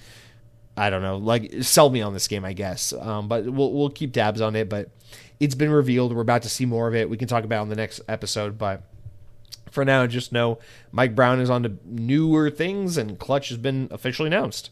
All right, let's talk about this. Another kind of like small update, just a PSA, really. But Bethesda, this is from Pure Xbox, but Bethesda has announced that Fallout 76 will be getting a current-gen upgrade this summer, and it will include some nice improvements for Xbox Series players. The upgrade will actually be available for current owners of the game at some point this month, and then to everyone else a little later. Bethesda says it will target 60 FPS across current Xbox and PlayStation hardware, improve draw distance in the open world, improved shadowing, 4K resolution on compatible devices like Xbox Series X and Xbox One X, they even mention, VRR on compatible devices like the Series S and X, and the PS5 and PS4 Pro models will support 1440p, while previous generation platforms will continue to support 1080p, because as is always the case with Xbox games, you got to make sure PlayStation has the best version of your game. Otherwise, you're just what are you, some stupid platform trying to sell your own content, your own ecosystem? All right. This next one is we're wrapping up. We have these two wrap-up stories here, and we're going to keep the positivity train going, because this next one, honest to God, is, in my opinion, the most exciting news of the week, in terms of, well, that's not true. Modern Warfare 4 was the most exciting news of the week. This is the most exciting announcement that's been made as we gear into this June announcement season. This was revealed hours before the PlayStation event, and I think that this announcement alone is more interesting than anything we got at that PlayStation event. So I'm very excited about this, but I'll read the VGC write-up. Atari and Digital Eclipse are remastering multiple classic Toy Story video games spanning NES, PlayStation, Game Boy, and PlayStation 3. Or Xbox 360. Toy Story Retro Roundup and Toy Story 3 Complete Edition will be released on October 15th. Fucking dude. A week before Modern Warfare? Give me a break. For Xbox Series S and X, Xbox One, and PC, both digitally, $25, and physically as a 2-game pack for $40. Now, the physical version is not coming to Xbox. That's only for PC, or I think PlayStation, Nintendo, I think, actually. I'll probably get this on Switch too, to be honest. But anyway, this is awesome. So it's two products. It's the Toy Story Retro Roundup, which comes with the original Toy Story game that was released for like the SNES and the Genesis from 1995. It comes with Toy Story 2 Buzz Lightyear to the Rescue from 1999 and Toy Story 2 what is this? It's confusing. Oh, because it has like Game Boy versions and whatever. Anyway, all you need to know is Buzz Lightyear to the Rescue 1999, that will be included. Buzz Lightyear Star Command from 2000 will be included, and that's based on the TV show and direct-to-VHS movie. And Toy Story Racer from 2001, which is a kart racer game, along with a bonus game, 1998's A Bug's Life, the PlayStation 1 game. So the other pack is a complete edition and modern remastering of the 2010 game Toy Story 3, developed by actually the guys that make Hogwarts Legacy, Avalanche Software, of course. This is what they made before Avalanche Studios, before they made Disney Infinity. This is actually the precursor to my beloved, now defunct Disney Infinity, Toy Story 3, which has upgraded visuals, higher resolution, improved performance. The remaster will include content previously exclusive to the PS3 version, which I don't remember what that content was. I had this game on Xbox 360. But that'll be awesome. That's a complete edition, and I look forward to playing this because here's the thing is like, actually, let me just round this off and then we'll talk about it. The games have been updated with rewind mechanics, save states, cheat codes, playthrough videos, guides, and enhanced visuals. However, since it's being done by Digital Eclipse, which is one of the great studios for retro remasterings and game preservation, this package will include archival content, a music player, behind-the-scenes interviews featuring developer materials, which is awesome, archival imagery, insights into both films and the games. I'm really looking forward to this package, all of it, all these games, because Toy Story is one of the weird few licensed movie tie-in franchises where, like, these games almost always hit. Now, I've never played Toy Story Racer. I've seen it and familiar with it, but I've never played it. I never played A Bug's Life on PlayStation 1. I have played some of Buzz Lightyear of Star Command, the PlayStation 1 Sega Dreamcast game, but I'm not going to act like it's a game that's very near and dear to my childhood because I didn't play that much of it. But I played the original Toy Story on the Sega Genesis. I had that on Genesis growing up. I've played the fuck out of Toy Story 2 Buzz Lightyear to the Rescue on the PlayStation 1. That was one of my favorite games as a child. And I played the hell out of Toy Story 3 on the Xbox 360 back in the day when that game came out. And the thing is, these games are all very, very different from one another, but these games are all excellent licensed movie games. Like, I love the original Toy Story, the SNES Genesis game. I love Toy Story 2. It's an excellent 3D platformer, and so is Toy Story 3. So, like, this is a very solid collection of three very excellent mainline Toy Story games, followed by some spin-offs that are probably ranging from solid to pretty good. And then A Bug's Life, just because why the fuck not? It was the first non-Toy Story film that Pixar did, so why not? I think this is an amazing value. It's an amazing package. The idea that both of these games, for $50 you can get all these games, or you can buy the physical combo, whatever, for $40. I think you're getting a great fucking deal. I'm actually genuinely interested in seeing the behind the scenes interviews and developer materials. So, like, these are games from my childhood that, like, actually mean something to me. So personally, like, I'm over the moon about this, and it seems like the sentiment online is that a lot of people have a lot of nostalgia and appreciation for Toy Story video games over the years. So this isn't just like a one-off thing where I just happen to like these games a lot. It seems like this isn't like the Disney Afternoon Collection or when they just brought forward like Lion King. It's like it's one of those things where it's like no, like kids who grew up in the 90s and 2000s like genuinely really enjoyed the fuck out of these games, and this is a very great act of video game preservation that will no doubt be probably a smash success as far as, you know, bringing retro games forward. So very excited about this. I hate the release. God damn, I feel like this would be such a perfect little like mid to late June kind of launch. If this were coming out in the next month, it'd be like, that's perfect. But unfortunately, it's going to come out during the fucking heat of the fall release schedule, which is a bad idea, but it's happening. But I'm very excited about this. This is going pretty high up on the list of like releases this fall that I'm pretty much excited for. And I texted to a friend because I was looking at I was reading an article of it that was posted on Threads, And the top reply to the article from or whatever it was, the tweet or whatever the fuck it was, the top reply was, okay, now do this to the Cars franchise. And I was like, bro, if they put like the fucking Life is a Highway retro collection together and it comes with like Cars 1 the video game, Cars 2 the video game, Cars 3 Driven to Win, remastered edition, plus like the Cars Orama racing game and Mater National, and they're all updated in 4K and all this shit, and they got like the licensed music from the first Cars game so you can fucking listen to the explosion and shit while you're racing around the fucking Piston Cup Championship. I will lose my shit because Cars is another Pixar IP where it's just like, damn, why did this Disney movie have such good video games? Cheap licensed video games. Pixar in particular had a lot of them. The Ratatouille game is bad, but like in a fun way.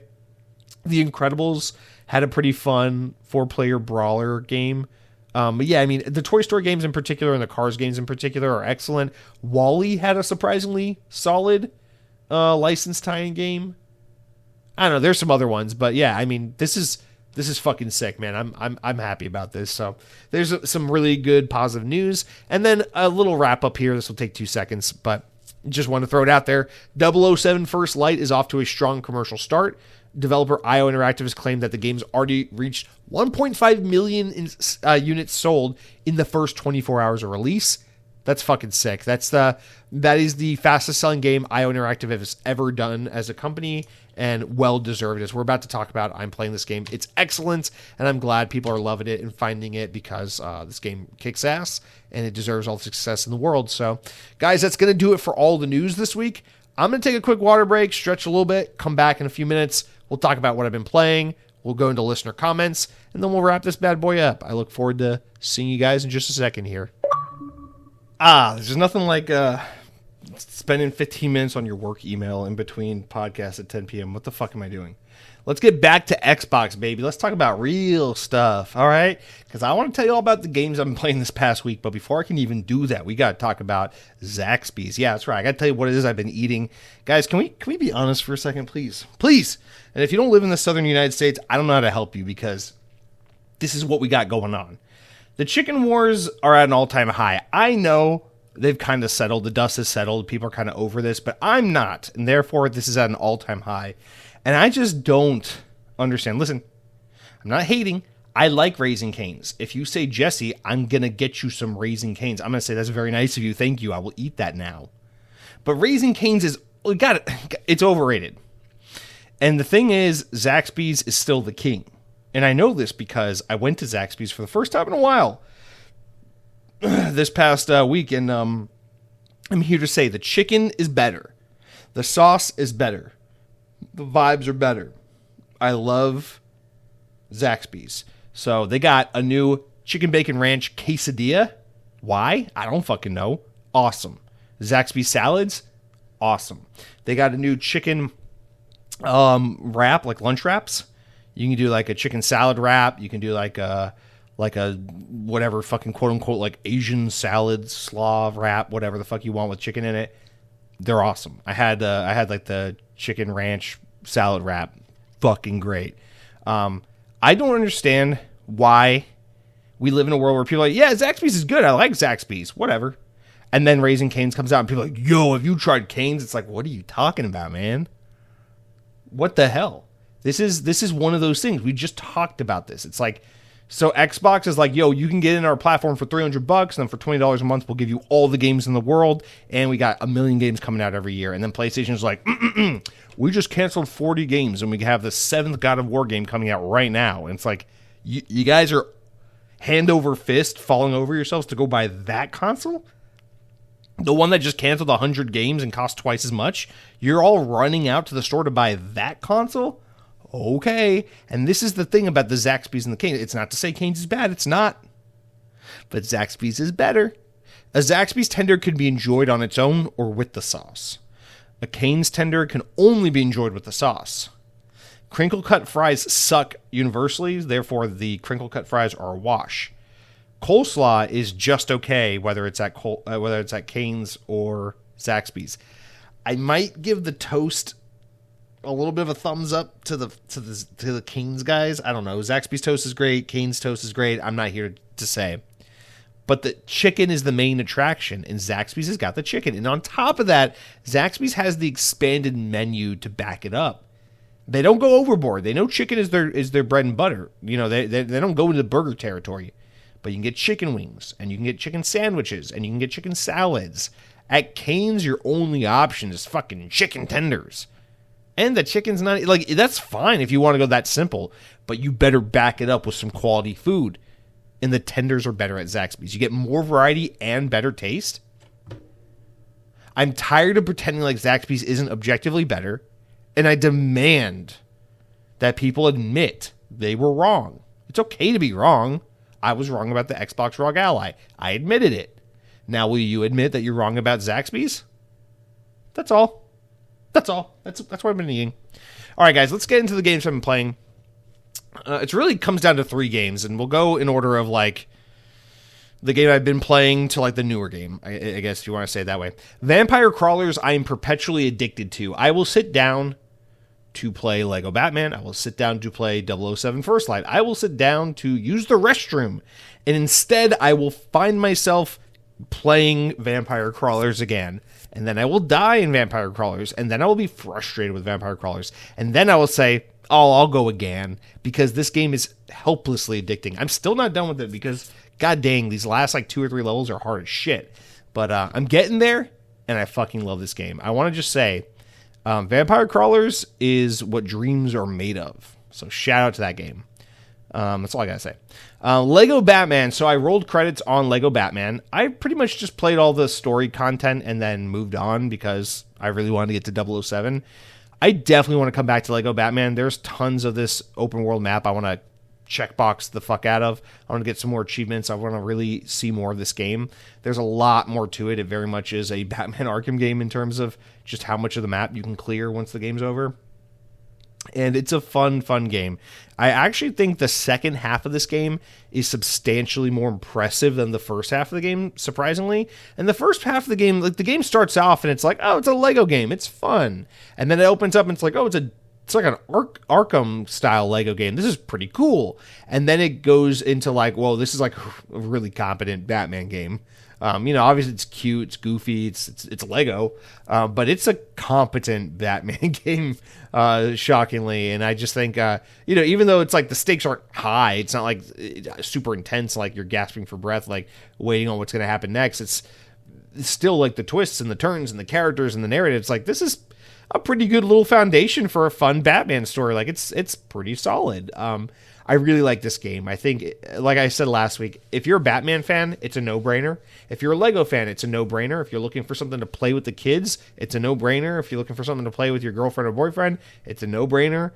This game is just a very, very fun, very creative, very unique, very thoughtful, content-rich game for all ages that is incredibly approachable, incredibly fun to just relax and goof off to. And I highly, highly recommend it. I really like Lego Batman. I think it's actually of a quality higher than most games that try to be a lot more serious than this. And just simply put, I'd say it's the best Lego game I've ever played. And I played a decent handful of them. So I really, really love Lego Batman. I can't recommend it enough, but I rolled credits on it and I'm ready to move on to the main game here to discuss, which is 007 First Light. And I'll just say here, Objects in Space wrote in and said, 007 First Light has reminded me why I love video games. Yeah, bro, this is the kind of game that will do it to you too. I love this game. Unfortunately, I'm only about 4.5 hours into the game. Because I didn't finish Batman till like halfway through the weekend, and then I just had some other adult responsibilities to take care of, and now this week is just a busy week for me. I'm doing some things at the latter half of this week. I'll be out of work, and then this weekend I've got some things to take care of as well. Actually, that sounds like adult stuff. Let me literally tell you what I'm doing this weekend, because I need to reinforce the image and the idea that I am a giant man child. My Walt Disney World annual pass is about to expire.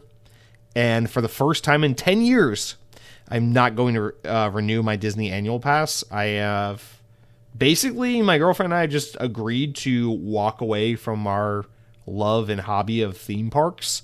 So, with exceptions here or there, I guess. Maybe if, you get invited or whatever, the new park opens or you're traveling and whatever. I don't know. We're basically giving up theme parks. I love Disney so much. I love Disney theme parks so much, but it just feels like at this point in my life with what we got going on and what we're trying to do with our lives and where we're trying to head, the best option for us is to kind of put this phase of our life to bed and kind of move on. So we are not renewing our passes. I'm going to spend, I have some vacation days to burn before my vacation resets at work. So I'm going to take the next couple days off work and I'm going to have a Disney staycation. I'm going to stay at my house. I'm not going like a Disney hotel or anything, but I'm going to stay at my house.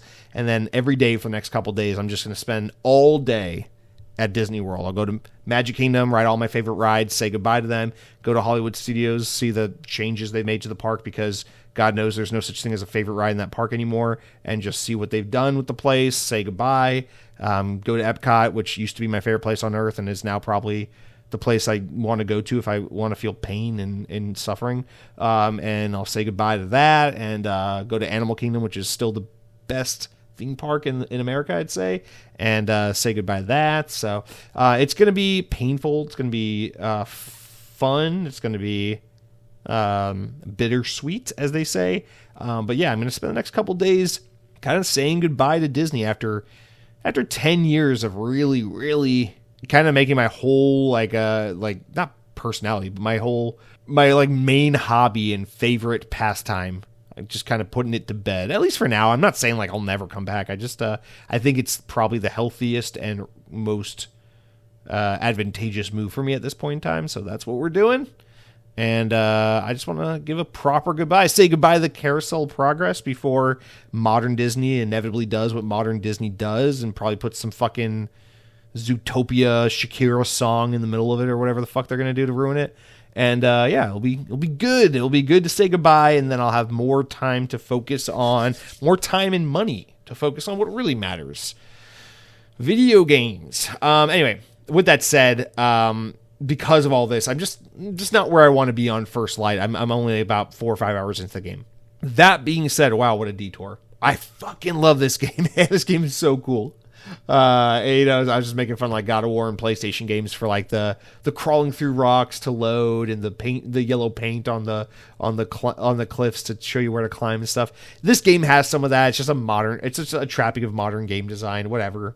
For the most part, I don't actually have a problem with it. I'm just looking for fun ways to make fun of things. But this game is so fucking cool.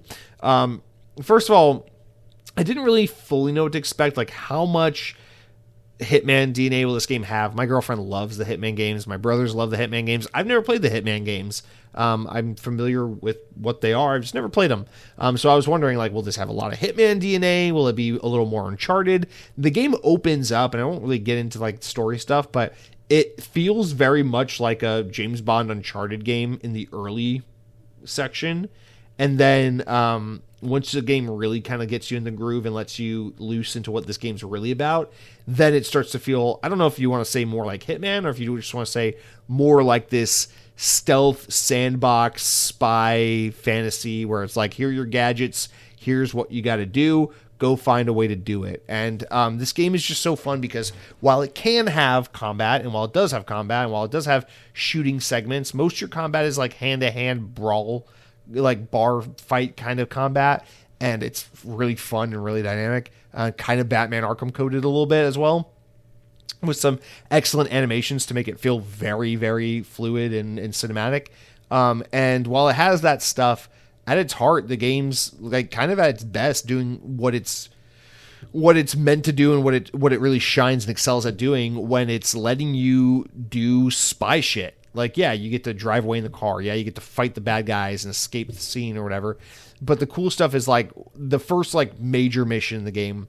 You're in this fancy hotel and you're at this event and you're supposed to be like playing as like the chauffeur guy, and you're out in the parking lot. You're supposed to watch the car, right? As your team is like inside the hotel trying to catch this guy. And then you realize some shit's going down. You kind of go rogue and take it upon yourself to handle things your own way. And one thing leads to another, and you find yourself on this goose chase where you're like trying to get this guy who's disguised as the bellhop, and now he's disguised as the chef in the kitchen. Now he's fucking acts. He stole a security card. Now he's backstage or where employees only go and stuff. And you're like following him around the hotel and like trying to catch him. But the game constantly lets you like approach and play your own way. You can do things so many ways. It's like, oh, okay, well, now I need to break into his hotel room and find out what he's up to. But, I can't because the security is like, oh, you can't access this floor.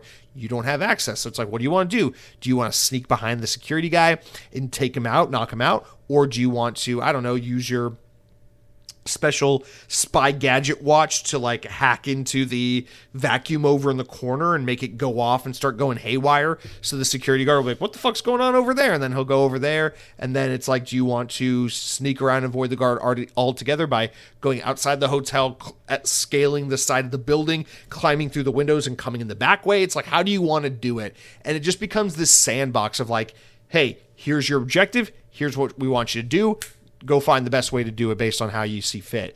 And you got all your little gadgets and toys. You got your fucking like this little pen thing that you can like shoot at people as a projectile and makes them feel nauseous. So like I'm trying to like sneak behind the manager's desk at the hotel. So I like shoot the lady at the front at the counter from the back with this little dart, and it makes her feel all nauseous, and she's like, oh my god, I gotta go. And she like walks to the back to like throw up in a plant, and then I run to the desk and like grab like the key card and stuff I need, and it's just like fucking ridiculous. And it's cool. It's a spy power fantasy, and it does so well at that, at having that cool like espionage spy adventure kind of feel. And then when the game's ready to get a little more actiony, it's like, boom, you're in a car doing a fucking getaway chase. And then you're in a battlefield, like fucking popping rounds off at guys who are trying to like kill you while you try to track down a guy who's running and escaping in a plane. And then like you get like caught by this guy while you're trying to sneak around, and he gets into a fight. And then it's like you versus like 5 dudes at a bar who are all fucking jacked, and you're like popping them in the face and like throwing bottles at their faces and throwing them over tables and doing all this crazy fucking shit. And it just, the game has this level of polish and this level of sheen to it that makes it feel like you really are like playing a high quality first class like big blockbuster action flick. And it just, I'm not very versed in the James Bond world. I've seen clips and bits and pieces. I've never really seen a full James Bond movie. I love action movies. I love like Mission Impossible and stuff like that. But I'm not a James Bond guy, so I don't know how accurate or true to form this game really is at being a James Bond game. But I do know that this game looks and feels and plays and kind of is narratively playing out in a way that is exactly what I imagine a James Bond movie is like, but adapting it perfectly for video games. And it's really cool, this idea of like telling this different angle where it's like James Bond is usually like an older, more mature gentleman spy type guy. Let's talk about his early days, how he got into all this, and like this narrative where you're teamed up with these different 00 agents and stuff, and like you actually grow attached to them because these characters are interesting and well written, and you actually like them, and they give James Bond kind of like this, like these people to like play off of and like kind of act as his folly or sidekicks or like his love interest or whatever these various characters kind of serve as. And it's just really, really great writing, great acting, very compelling storytelling.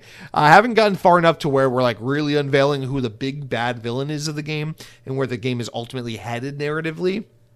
But what I've experienced so far in these early hours, like the acting, the writing, the character relationships, the believability of the characters, everything is just excellent. The presentation, the spy gameplay mechanics, the combat, it's just all top notch. And I think one of the things I keep seeing people praise about this game that I gotta jump in and join is just the one of the opening parts of the game.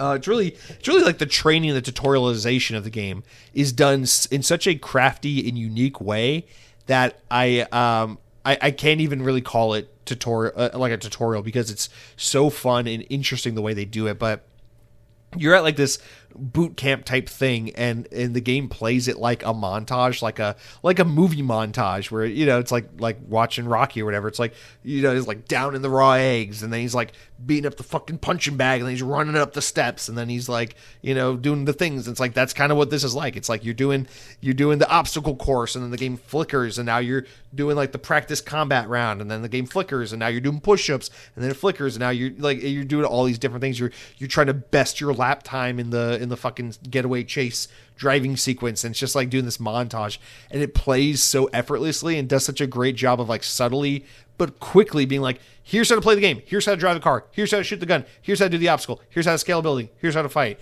And it like quickly kind of teaches you in like a TikTok brain kind of way, like, and the next thing, and the next thing, and the next thing, this is how you do this, and this is how you do that.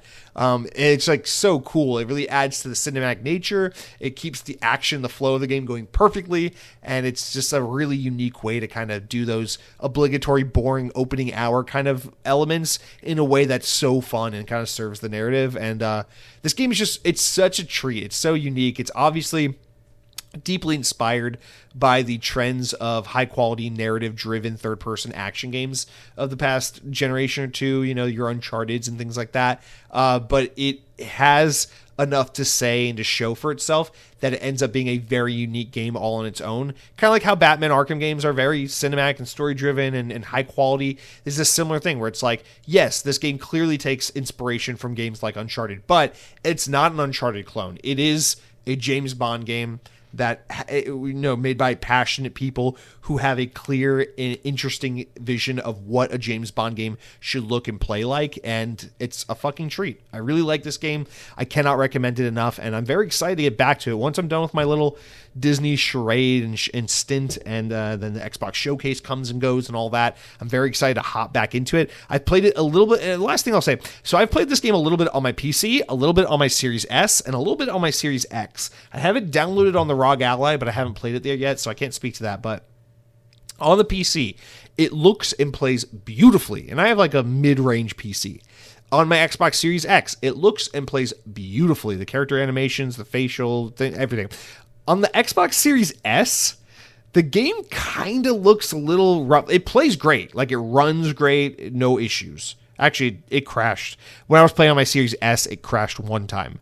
But for the most part, no real issues. But the game just looks a little like washed out and muddy and bland on the Series S. I'm like, have more games looked like this and I just haven't noticed? Or is this like the first game I've played where really the X and S version of the game are like kind of noticeably different? But I just noticed, yeah, this game is not, it's not bad looking, but it's just not that hot on the Series S compared to how much better it looks on PC or the Xbox Series X. And I just thought that'd be, you know, not a deal breaker or anything crazy, but just something interesting I noticed that's maybe worth mentioning.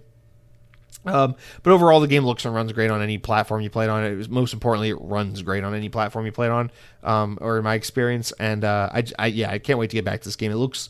It's such a blast, and I am very curious to see how it plays on the ROG Ally. So we'll get to that. But guys, that's it for what I've been playing. And with that said, let's wrap up this comment. I'm starting to lose my voice, so we'll get to it. But we got the best section left of the show to go. The comments, the shout outs, the questions. You go to youtube.com/Xbox on podcast. You click on the latest episode. That's all you do. You click on it, you scroll down the comments, and you just type something. You say, Jesse, I am dumb. Jesse, I like Frosted Flakes. Jesse, where do babies come from? Jesse, why do Phil Spencer do bad things to Xbox? And I'll answer the questions I'll tell you to get to the other side. That's always the punchline. And it's a great little back and forth we have. You guys write in. It makes me feel good. The podcast is more fun to record. You guys have more podcasts to listen to. The world keeps spinning around while we fucking burn a hole in the ozone layer and bomb brown kids in third world countries. It's a great life. Let's keep going. Our first comment, we got 5 write-ins this week.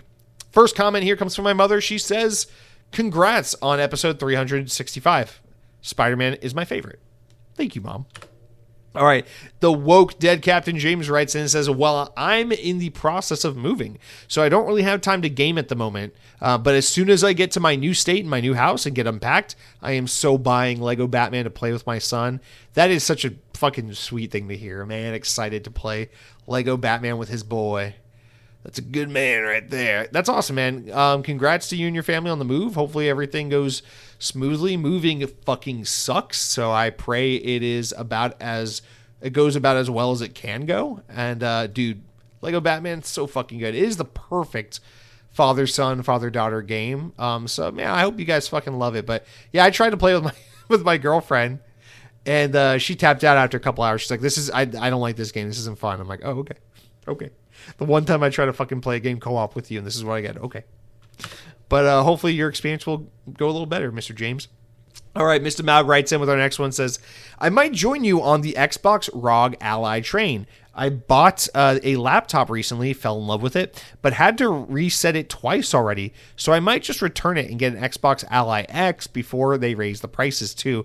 Yeah, with the Steam Deck prices that are just absolutely astronomical, the price adjustment that went on last week.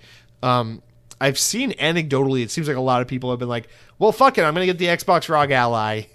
I follow the Xbox ROG Ally subreddit, and like a lot of people have been joining it and messaging, not messaging, but posting on it about like, yeah, I was going to get a Steam Deck, but fuck those new prices. I got the Ally instead.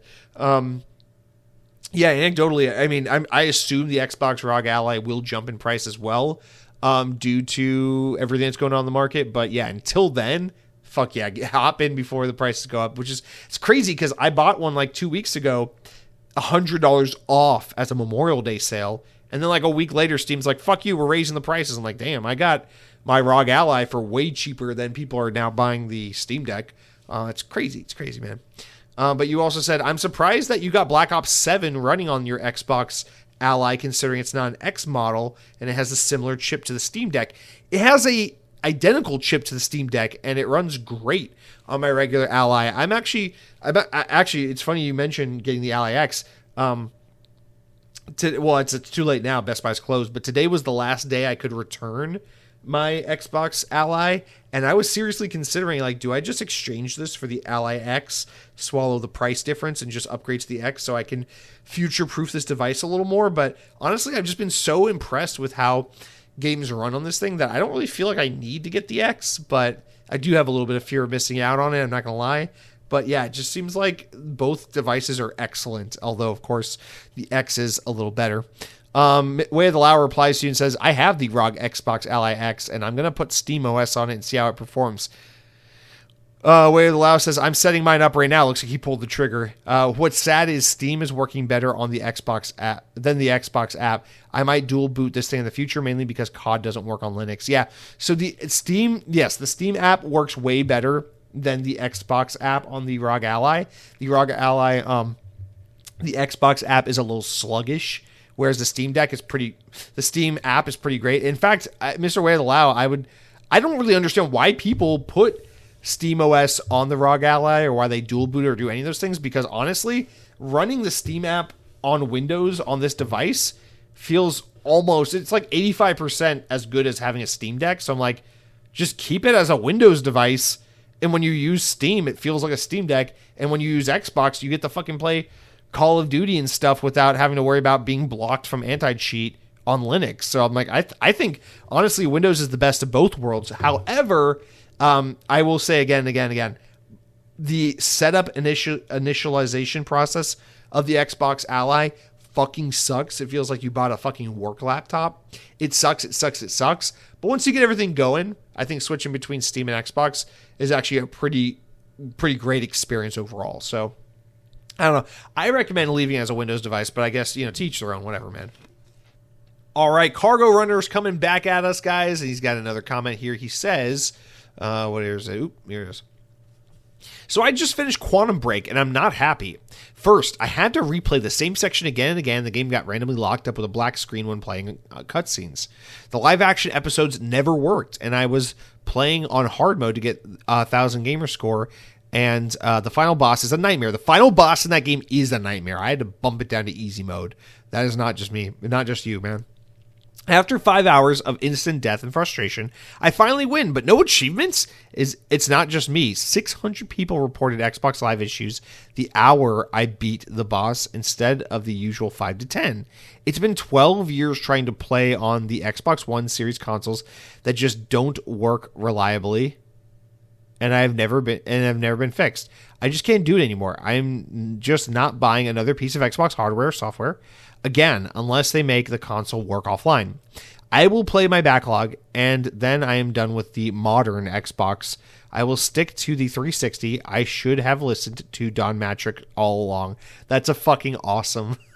That's an awesome callback, man. When Don Matrick's like, we have a console for people who are concerned about being online all the time. It's called the Xbox 360. I love that. I should have listened to Don Matrick all. Yeah, dude, he was right about everything. Didn't Don Matrick? Wasn't he the guy that called 9/11 like 2 years before it happened? Am I making that up? Yes, but isn't that the guy? Bro, I'm sorry to hear about this. I had no issue, and what's unfortunate is, for you, is that I've never had any issues with this stuff. I've never like broken achievements, games that don't work right on this hardware versus that hardware. My experience with Xbox hardware has actually always been fantastic. I never had a red ring of death on my 360. My Xbox One worked great from the day I bought it until the day I changed to my Series X. My Series X and S both work beautifully. There was one issue I have. My Xbox 360, the disk drive shit the bed on it. And I actually tried to replace it and fucked that up. So my Xbox 360 doesn't have a disk drive in it. That's what I forgot. That's the only hardware issue I've ever had. But I've never had like these software bugs where like achievements aren't popping and this game's broken on my Xbox and works on PlayStation but doesn't work on my Xbox, or works on this version of the Xbox but not that one. So I apologize, man. And I especially apologize just because, man, I feel for anyone who got through, what's his name, Paul, the final boss in Quantum Break, which is hard as fucking nails. To get through that on the hardest difficulty and then the achievement's broken and doesn't pop, I honest to God might consider quitting life if that happened to me. So I apologize, man. I just feel for you. But 600 people reported Xbox Live issues the hour I beat the boss instead of the usual 5 to 10. Did something happen that I didn't know about? Was there an issue with Xbox Live or something this week or something? I don't know. But yeah, man, I'm really sorry to hear that. I guess everyone's experiences are totally different, but one thing I've never had an issue with Xbox is the hardware software experience has pretty much always been excellent in my experience. So I really just hate to see that that's what you're going through. What are you going to do, man? Are you going to focus on PC gaming or PlayStation? What's the plan? What's the plan, Mr. Cargo Runner? Don't just say I'm done with Xbox hardware and then not tell us what's next for you. Come on, don't leave us hanging, brother.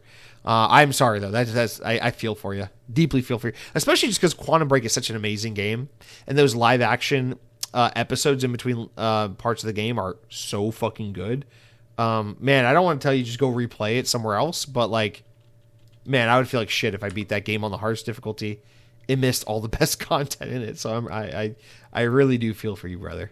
Hopefully, this week is a much better week than last, based on your experience with trying to play Quantum Break. And then Mr. Wadlow writes with our final comment of the week and says, "God damn it, I love it when you talk about Taco Bell and video games. You the man. Did someone say Tom Holland? Nah. How about Tom Small Ballins when compared to Jesse Gigantic Manly Ones?" I don't want them to be gigantic, actually. In fact, I want them to be very normal size. I think I'm on the small to medium side of things. I'm not a very proud man, and I'm not very insecure or hung up over that kind of thing. But I won't lie. I'm definitely not gigantic manly ones. That's not where I fall in the grand scheme of things. I'm a lot of things, but well endowed, not one of them. Anyway, I love talking about video games and Taco Bell. So Mr. Wadlow, if you keep listening, I'll keep talking. Don't encourage me. But yeah, don't discredit Tom Holland. He's not the best Spider-Man, but he is the Spider-Man we have. And I do like him. I don't want to be mean to him. I do like him, and I'm very much looking forward to his new film this July, Spider-Man Brand New Day. So let's try to give the big balls to Zendaya's husband, the man behind the mask, Mr. Tom Holland. Let's keep, please, for the love of God. Also, this show has a large UK listenership, so let's show them a little bit of respect with Tom Holland being being a victim of the British identity and whatnot. Let's try to show a little respect. He is, after all, our current wall crawler. So Tom Holland and his big balls that probably get Zendaya all riled up and hot and bothered. Mr. Wadelau, thank you so much for writing in, and thank you to all of you guys for writing in, for listening, for supporting the show in any way, shape, or form. I cannot wait to come back on Sunday and talk to all you guys about the Xbox Game Showcase. I really, really hope it goes. Dude, I really hope it goes well. I hope we get, aside from video games, I hope we get some cool news. Not just like, oh, here's the Elite Series 3 controller that leaked the other day. I'm talking about like just some like cool platform news, like backwards compatibility, or dude, the one that would make me lose my shit. Oh, all the old Activision license games, they're coming to Xbox Series X and S and PC, and they're backwards compatible and all the rest. Like, oh, let me play X-Men Origins Wolverine and all the Spider-Man games and fucking all the stuff, man. Transformers, like, make it happen, baby. That would be, I know that's probably not what we're going to see at this event, but like that would be, woo, that'd be an announcement that would make me very horny for Xbox. Let's just put it that way. And on that note, guys, I'm going to get the hell out of here. I'm tired. I'm going to edit this thing and go to bed. But I hope you all have a wonderful week. Stay safe, be good, pet your kitties for the love of Christ. If you have a cat, hug that thing. They're so fucking perfect. Eat healthy, but eat yummy food and exercise or whatever. I don't fucking care. I'm not your doctor. But I hope you're all well and safe and well endowed, perhaps. Until next week, power your dreams.